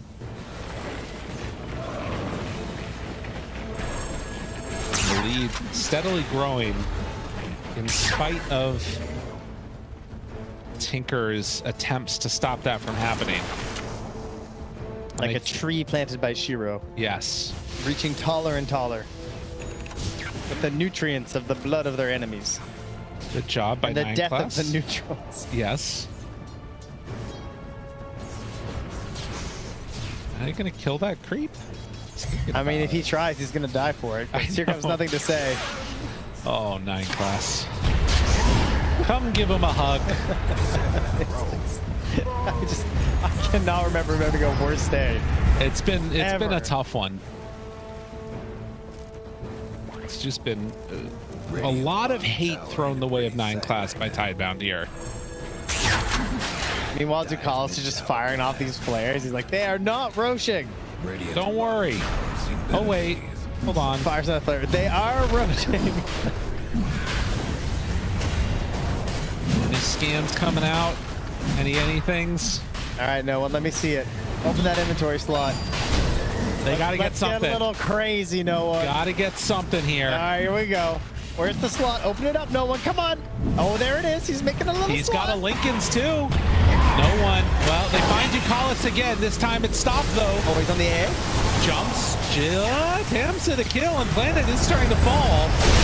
Finally, they roll through. DM is on top of and killing Y. Satanic there, starting to fire off a bit more. Storm needs to get out. He does not have a mana pool at this point. Okay, they pulled the fight away from Shiro. He's not just swinging at them. That's good news. This actually went great. Both supports dead. And like, Ogre, very important in these engagements. A regen room. That is something. This is them staying in this game. If they can finish this off, there was a creep there that spotted it. Bach ready for a jump, nothing to say. He blinks forward, but now he's caught in trouble. Satanic finds the finish. If they can get Shiro too, this would be huge. Hold on, I'm sitting up. This would be everything. Instead, they're going to go back for Roche. Don't go high ground, go Roche. And Shiro, he can't do anything. Despite having his BKB ready, they never did the fight in a place where he can actually be Shiro. Unwinnable for Tidebound at this point. Unwinnable. There it is. It has finally occurred. I can't believe that happened. I mean, it's great play. I mean, they spread it out, right? Like, they finally have the resources to kind of drag this fight out. They actually punish the big jump in there this time. And Tinker's free casting. You know what I mean? Like, he's getting everything he wants. Finally, the draft is coming home to roost. All right, well, 5K gold lead. How much does this Aegis matter at this point for Tidebound? Or is their playstyle going to start changing because of it? Like, do they have to dodge? I don't think... I mean, you just probably don't want to play too isolated. I mean, it matters a lot for P-Vision is what it matters. You know what I mean? Because, like, they can actually just go a little crazy with no one. I would hope that you get some kills. I don't even care about objectives that much, but getting him some more galvanized would be really nice. So a TP block off here from Shiro. Glimmer has a hook shot. Satanic is there though, and now starting to whittle him down a bit. They also have connection if they want to use it. Hook shot lands! What a combo, but he drops down the cogs, and that might actually get him out. Oh. I mean, he had BKB TP anyway, so. I wonder if he would have broken some more mana. Well, regardless, it doesn't matter. Yeah. Guess what's happening? All right, here we go. Onto the tower. They're feeling it a little bit here. Got to be careful. I mean, I don't really want to start a fight if I'm Tidebound with no BKB on my Nature's Prophet, so I think they're just backing it up. Man, what a regen rune, honestly. Yeah, that's pretty helpful. Changes everything, and on the bottom side, too. Invisibility. You can control runes the entire game, and then that just happens. They spot Shiro. He's under a ward here. They know he's over here at this camp, but can they kill him? Can TP on to the storm if they want. But no one not going to attempt fate.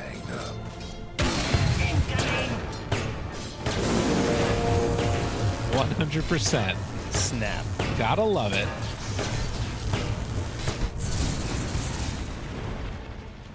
Yeah, that's the other thing that, like, you could TP to your death on Satanic if he decides to, like, jump onto the storm and he just gets on top of somebody, or you could find that pick off, and it's going to depend on the counterplay. I mean, the good news is they have the vision from the Zeus to kind of ensure it, you know? Right. Also, double Lincolns on Storm and Tinker.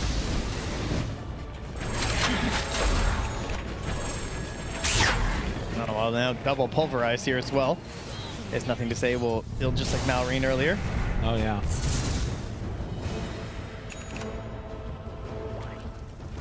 Four heroes together. Storm. They have Atos, but he shows Lincolns. Yep. Technical difficulties.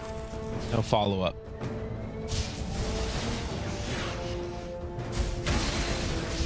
You know what actually could be interesting too? As Planet has this blink dagger, if he gets to shard, he could just like blink on top of somebody, ice blast. Yeah. They're stunned, and then you break the Lincolns. Yeah, and then into the Atos after. It's true. And they're thinking Lincoln's on DM as well. Zip forward, finds one. Planet, it's a good one to get. Satanic shows up to that. Looking for more, and well, he's there. Oh, just a little out of vision.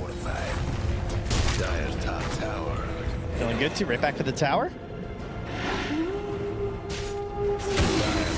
I mean, this is not the way that we thought it was going to go, but P-Vision starting to pull this draft together and put together a solid performance. BKB for Bach is what they're hoping for. So they already have them on the other two cores. And no one is about to finish off that Parasm for some big damage upgrades here.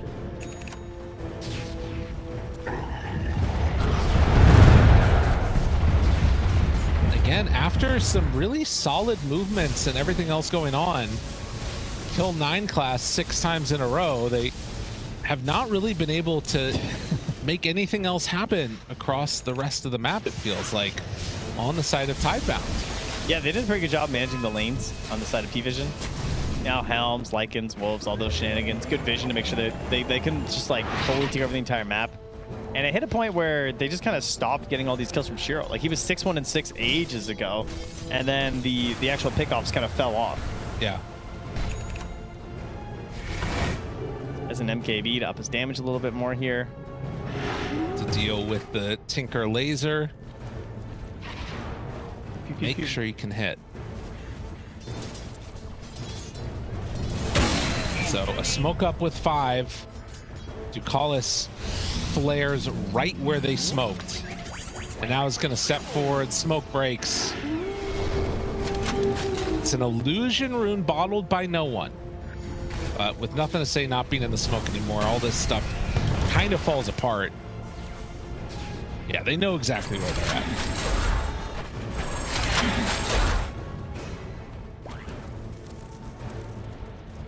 And yeah, just not able to connect on these couple of things. They've brought it back down to even off the power of that Aegis. They just keep sniping with these flares from Ducalis. Keep an eye on where they're moving and giving a little bit of worry to Tidebound in terms of the actual aggressive moves they can make.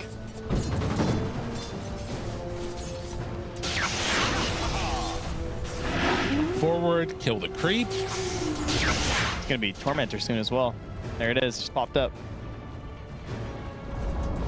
Radiant's mid tower's in trouble. Mid tower finally goes down. He's down bottom. And still sticking around that area. P-Vision, if they want to, can go for it. Yeah, no one has pinged the Tormentor, so I think they should be here in a moment. yeah. Ice Blast coming in. Goes through, manages to get it. Jetpack online for Ducalis, who is very close to dead. Easy barrier. Radiant's mid tower could use a And they have now taken the lead. Nothing to say. Nobody has the Shows. gold lead for 31.5 minutes versus P-Vision. What's the way that they fight this? I guess you just have to find the Tinker. That's it.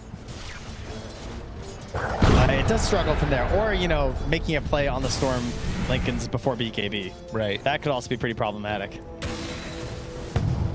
But that's on Ducalis, you know, he is the counterplay, and with the help of the Zeus ulti, it gives him really good ideas of the angles. He's got his jetpack to help out with the angles as well.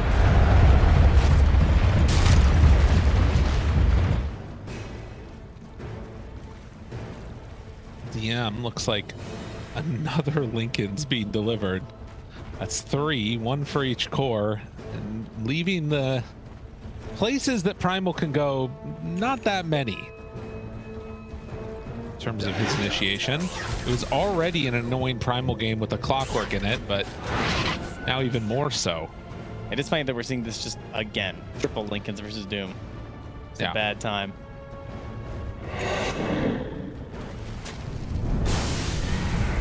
Worth noting, Doom having eaten a croaker, so he has that tendrils or congregations of the deep, excuse me, but also the Riverborn aura. So if they fight here, it's an extra 17% damage. It's outgoing. They start with the Lycan ulti here, without really being able to commit to an actual fight. So it's going to turn into kind of like a pushing Lycan ult here. They want to go for this tier 2. And no Roche available. And they don't even commit for the tower. Okay. Backing it up. Don't want to play anything too crazy.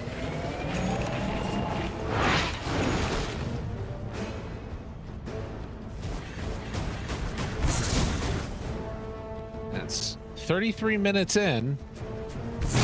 A relatively slow match here. And with Tinker Storm, we're going to keep seeing it that way. It's kind of the feel of this one, at least. If Paravision win, they do not like. I mean, they're finally smoking up here. They've got a tower Yules on hitters. Doom. They got a Yules on Primal Beast. And they just find DM. Okay. He congregated in the deep, and they beat him down for that. Very, very cool use of the Doom ability there. It's very nice. Oh, yeah. Little mini Ravage.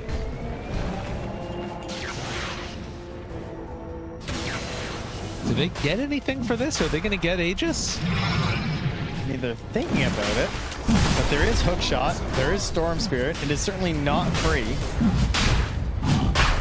Don't have Thunder Gods, which is one thing to consider. Storm ready to jump. Zips in, zips to the side, Bach low, bashed by Roche, BKB, nothing to say, not able to find him. Good. He's gonna blink on out of there. I realize, and they do not want to do that. Yeah, 27 seconds to the Lycan's back, and they just say, nope. Back goes Tidebound.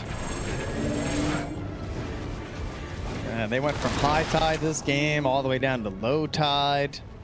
Hoping to rise back up again, you know, not just be hunting clams on the sandbar. Do you like hunting clams on the sandbar? You know, I didn't really hunt. It always has struck me as a weird word to hunt clams. Like they're just in the ground and you pick them up, you know? Or you have to like do a little digging or something. Yeah, you gotta dig. You gotta run along the sandbar to see the water shoot up, and that's where you dig. Yeah, that's not hunting. Oh, that's hunting, baby. That's like, it's worse than fish in a barrel. It's clams in the sand. And actually, it does go to the radiant. Yeah, so they still get it. That was a little close. Some potential there for a snipe, at least on the bounty. All right, now, do you have razor clams? No, we don't. I was always more of a beachcomber with like the tide pools and stuff, you know? You go in there, you find like a little anemone or something. I don't have those. You don't have those? No.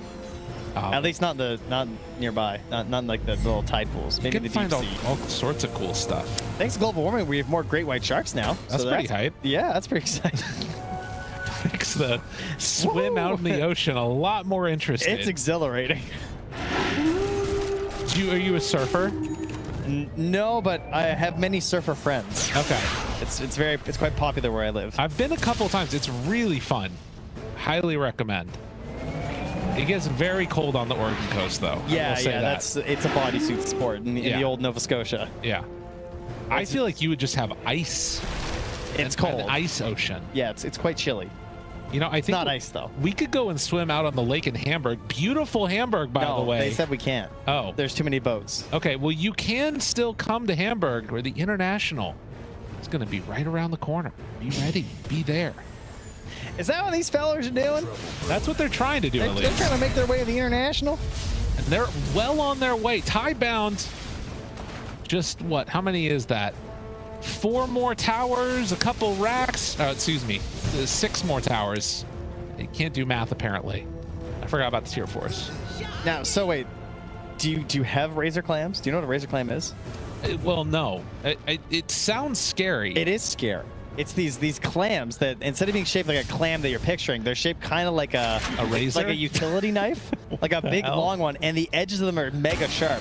So if you're hunting for clams and you run along the sandbar, there's a chance that one of them pokes up and it slices open your foot. What about if you're just running along the sandbar in general? Then yeah, you'll just get they'll slice your foot.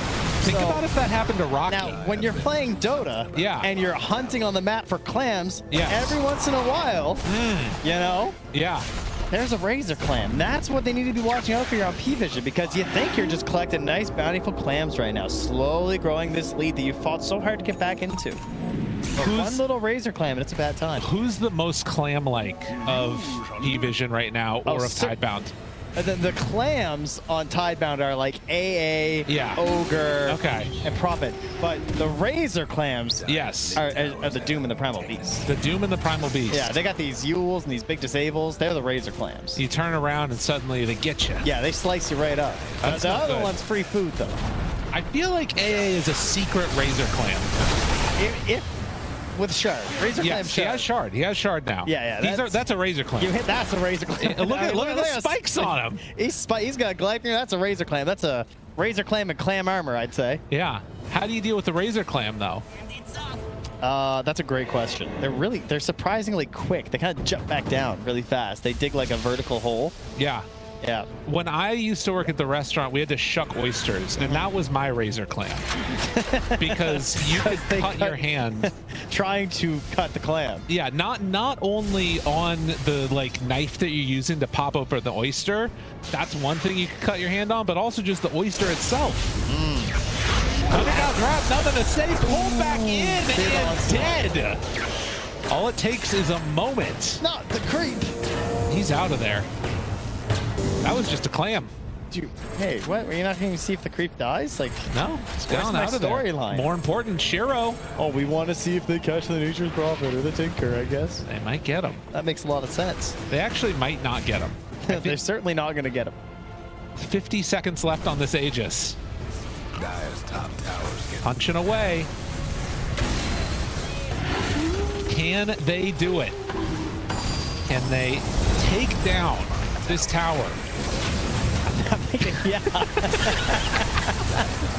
Listen, in case you can tell, Tense music plays. When the little subtitles are there, yeah. Tense music plays. Dramatic drums are beating. Can they get this Rex? Yeah. The golem swinging. No one throws lightning balls. The enemy team is huddled around the ancient doing nothing. Bang. They do it. Dun, dun, dun, dun, Is that what we want? Dun, dun, dun. That's gonna get copyrighted. You're that close? Yeah. Yeah, okay. I really am. Flying high now. Yeah, all right. You're right. I'm sorry. I apologize. 11,000 gold lead. And you can see Tidebound don't even care about Arax. There is no cares. You got a freaking Tinker Storm in this game that can jump on you from the other side of the map. There's no way you're defending if you're down a hero. It's always interesting when you have a game that's a comeback, but it's more of just we fell over and we don't know what to do now. Yeah, no, that's true. Those are disparate numbers in terms of building damage. Those are quite. You could multiply theirs by 10 and not catch up to P-Vision. Oh my god. That's not a good sign generally. Ugh. 10 times damage done. And you can see the swing. And yet, that Nature's Prophet, yeah, Shiro still hits pretty hard. It's true. All he needs to do is find a target to hit. You know, that's the thing. He's like, he's been working out, getting buff. Shiro so strong, mentality is strong. From the interview we heard, all of these other things, but he can't find a target just to latch onto. Maybe he's just waiting. Oh, the no TP cooldown. Now he's everywhere. Yeah, he's all over the place. Can Shiro carry this game for Tidebound and put them one best of 3 away from making it to the International, off the road and into the fray? They find a Razor Clam. No, nothing to say. Looking a little bit more Razor-ish than Congregations of the Deep.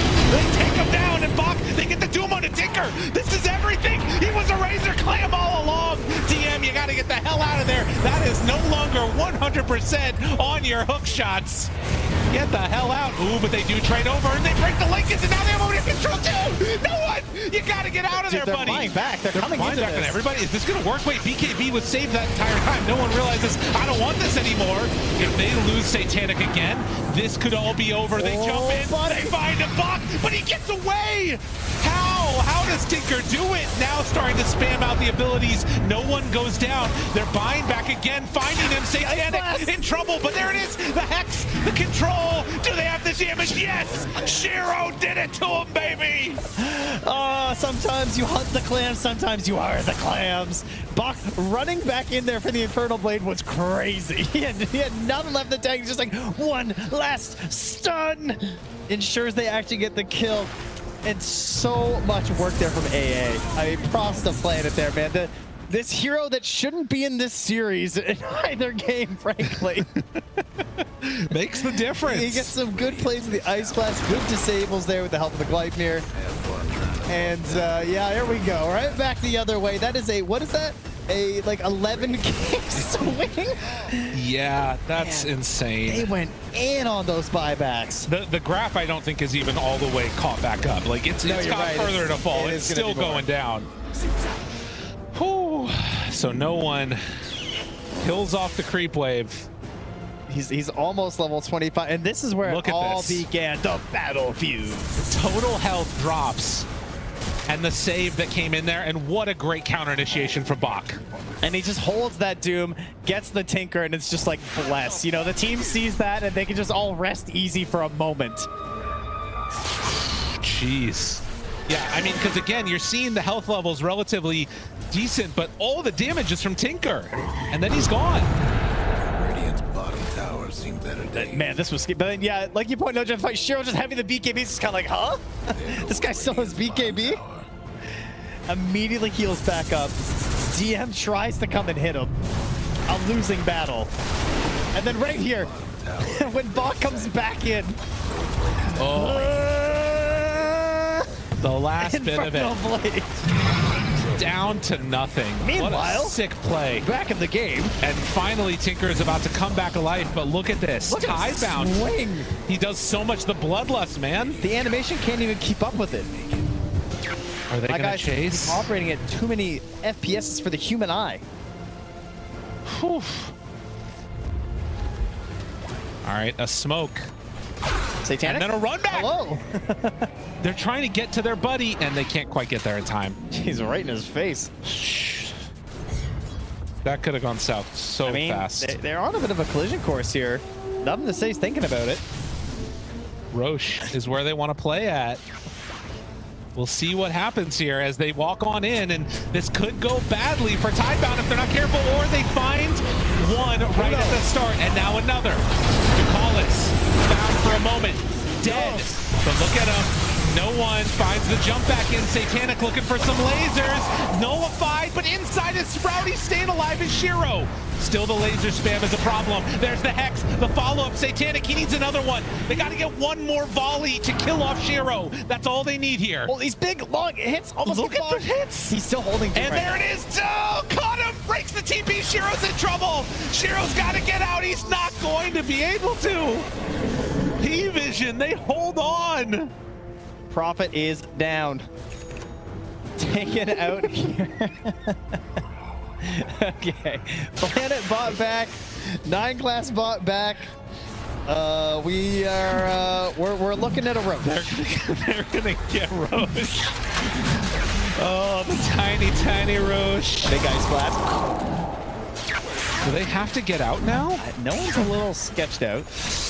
Oh man. Just hold on. Jeez. Stay on target. Oh, he's getting bashed a lot. Oh, another one. Do one more time, Roche. Oh, thought that. They're not gonna get it. The AA, so much value. And he's got ice blast up in 12 seconds again.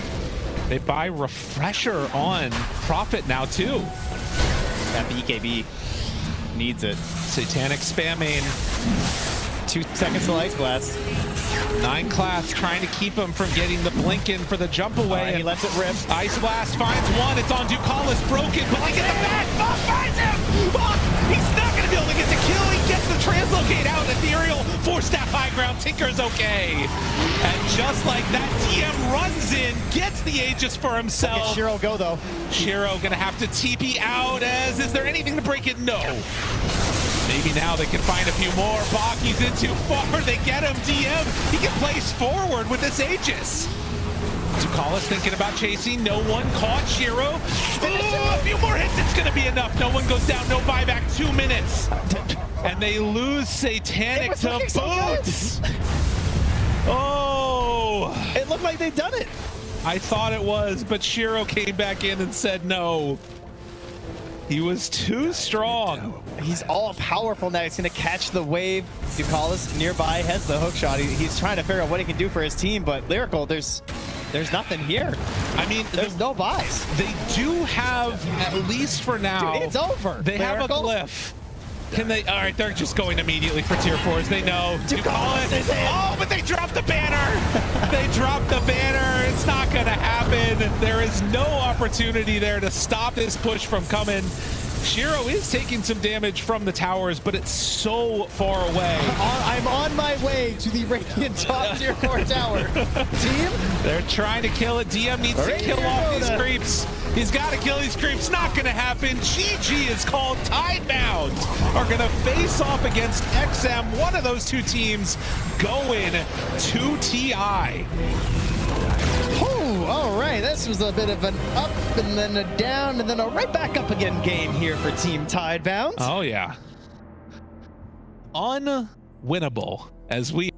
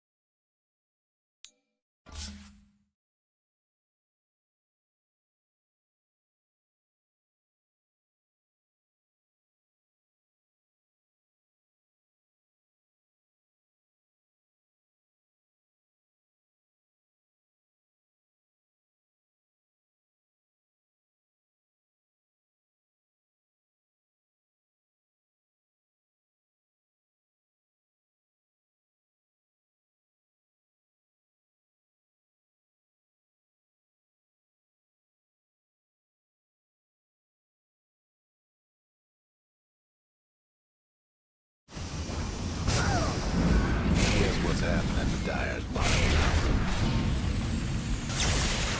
Never refuse gold given. The Dyer best do something about that bottom tower.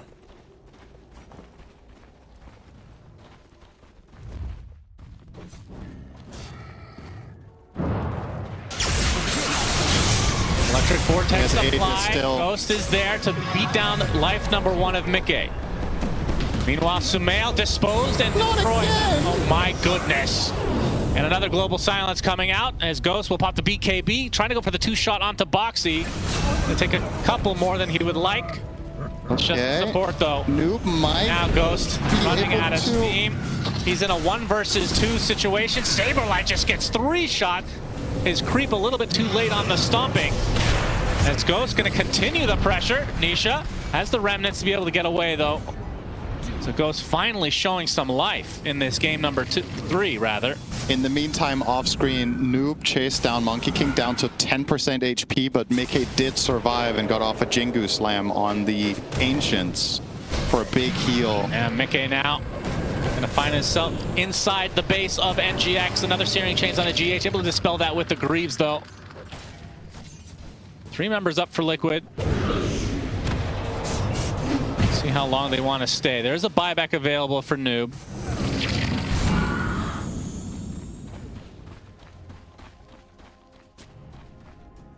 Scan comes out to make sure that Liquid are not up to any sort of shenanigans.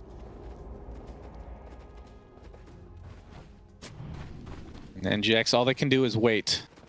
Yeah.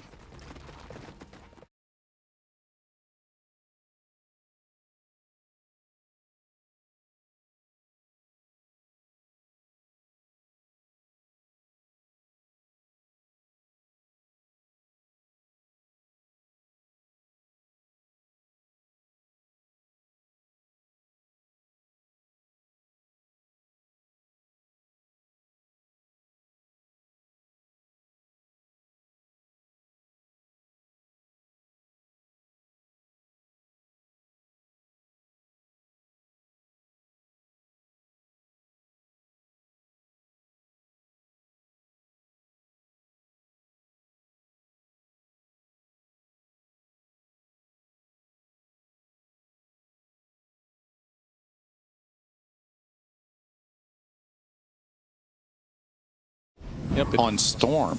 Yep. Yeah, I mean, Liquid have been on top of him, no doubt about it.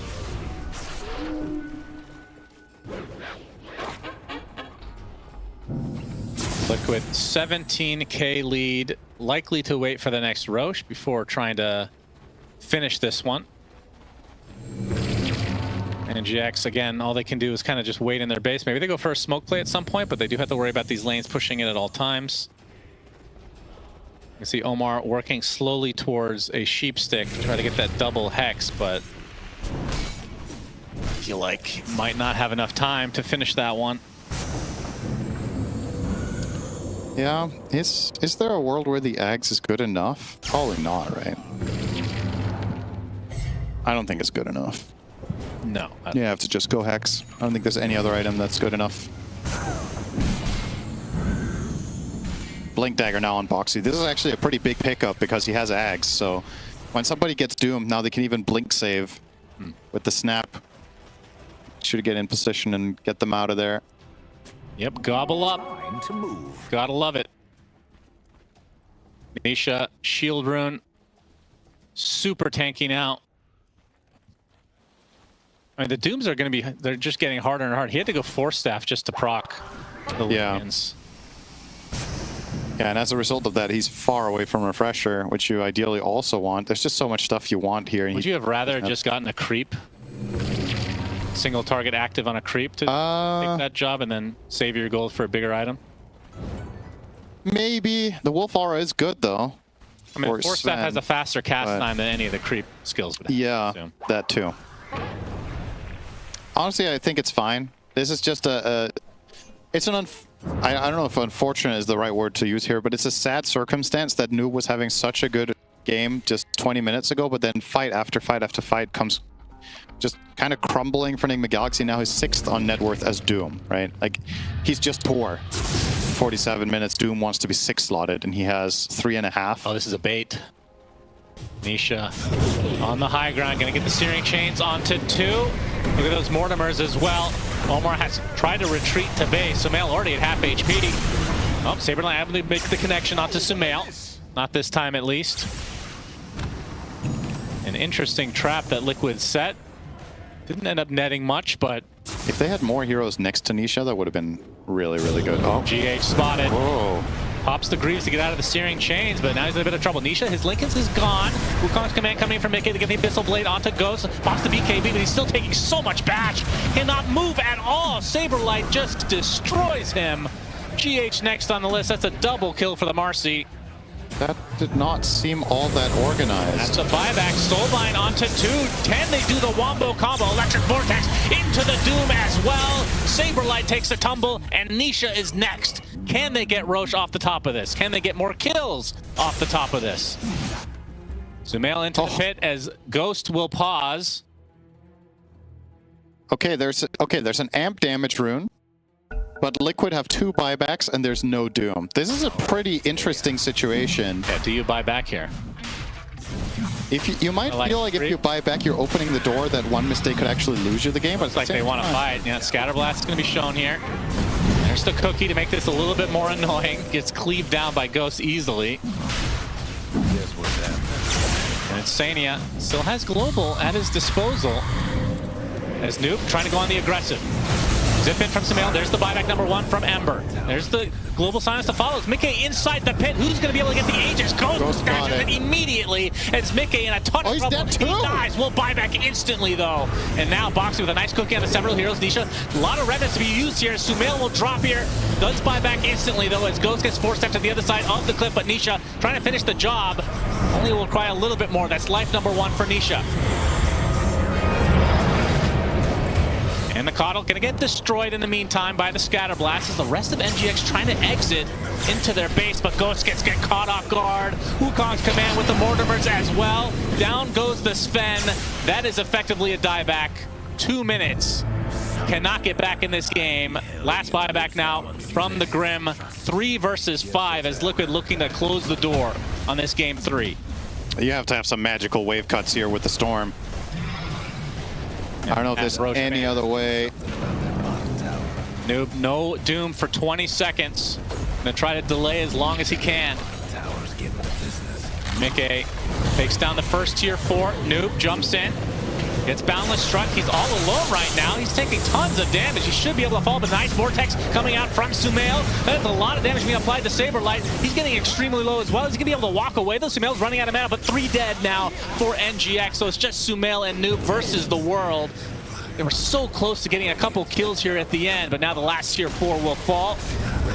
He has Doom available. Exposed. Maybe they can keep him searing chains. Doesn't have BKB for another 5 seconds. They have to pop the fortification. Now the creep's starting to stack up. Noob walking in very awkwardly. Gets Balance Struck, pops the BKB, looking for the Doom. Will get it onto 2 as Sumail comes in with the Electric Vortex, but another global silence will spell the end of Sumail and NGX in this game number 3. Insania just having his number all game long. Yeah, wow. That was a very close and hard-fought series for both teams, and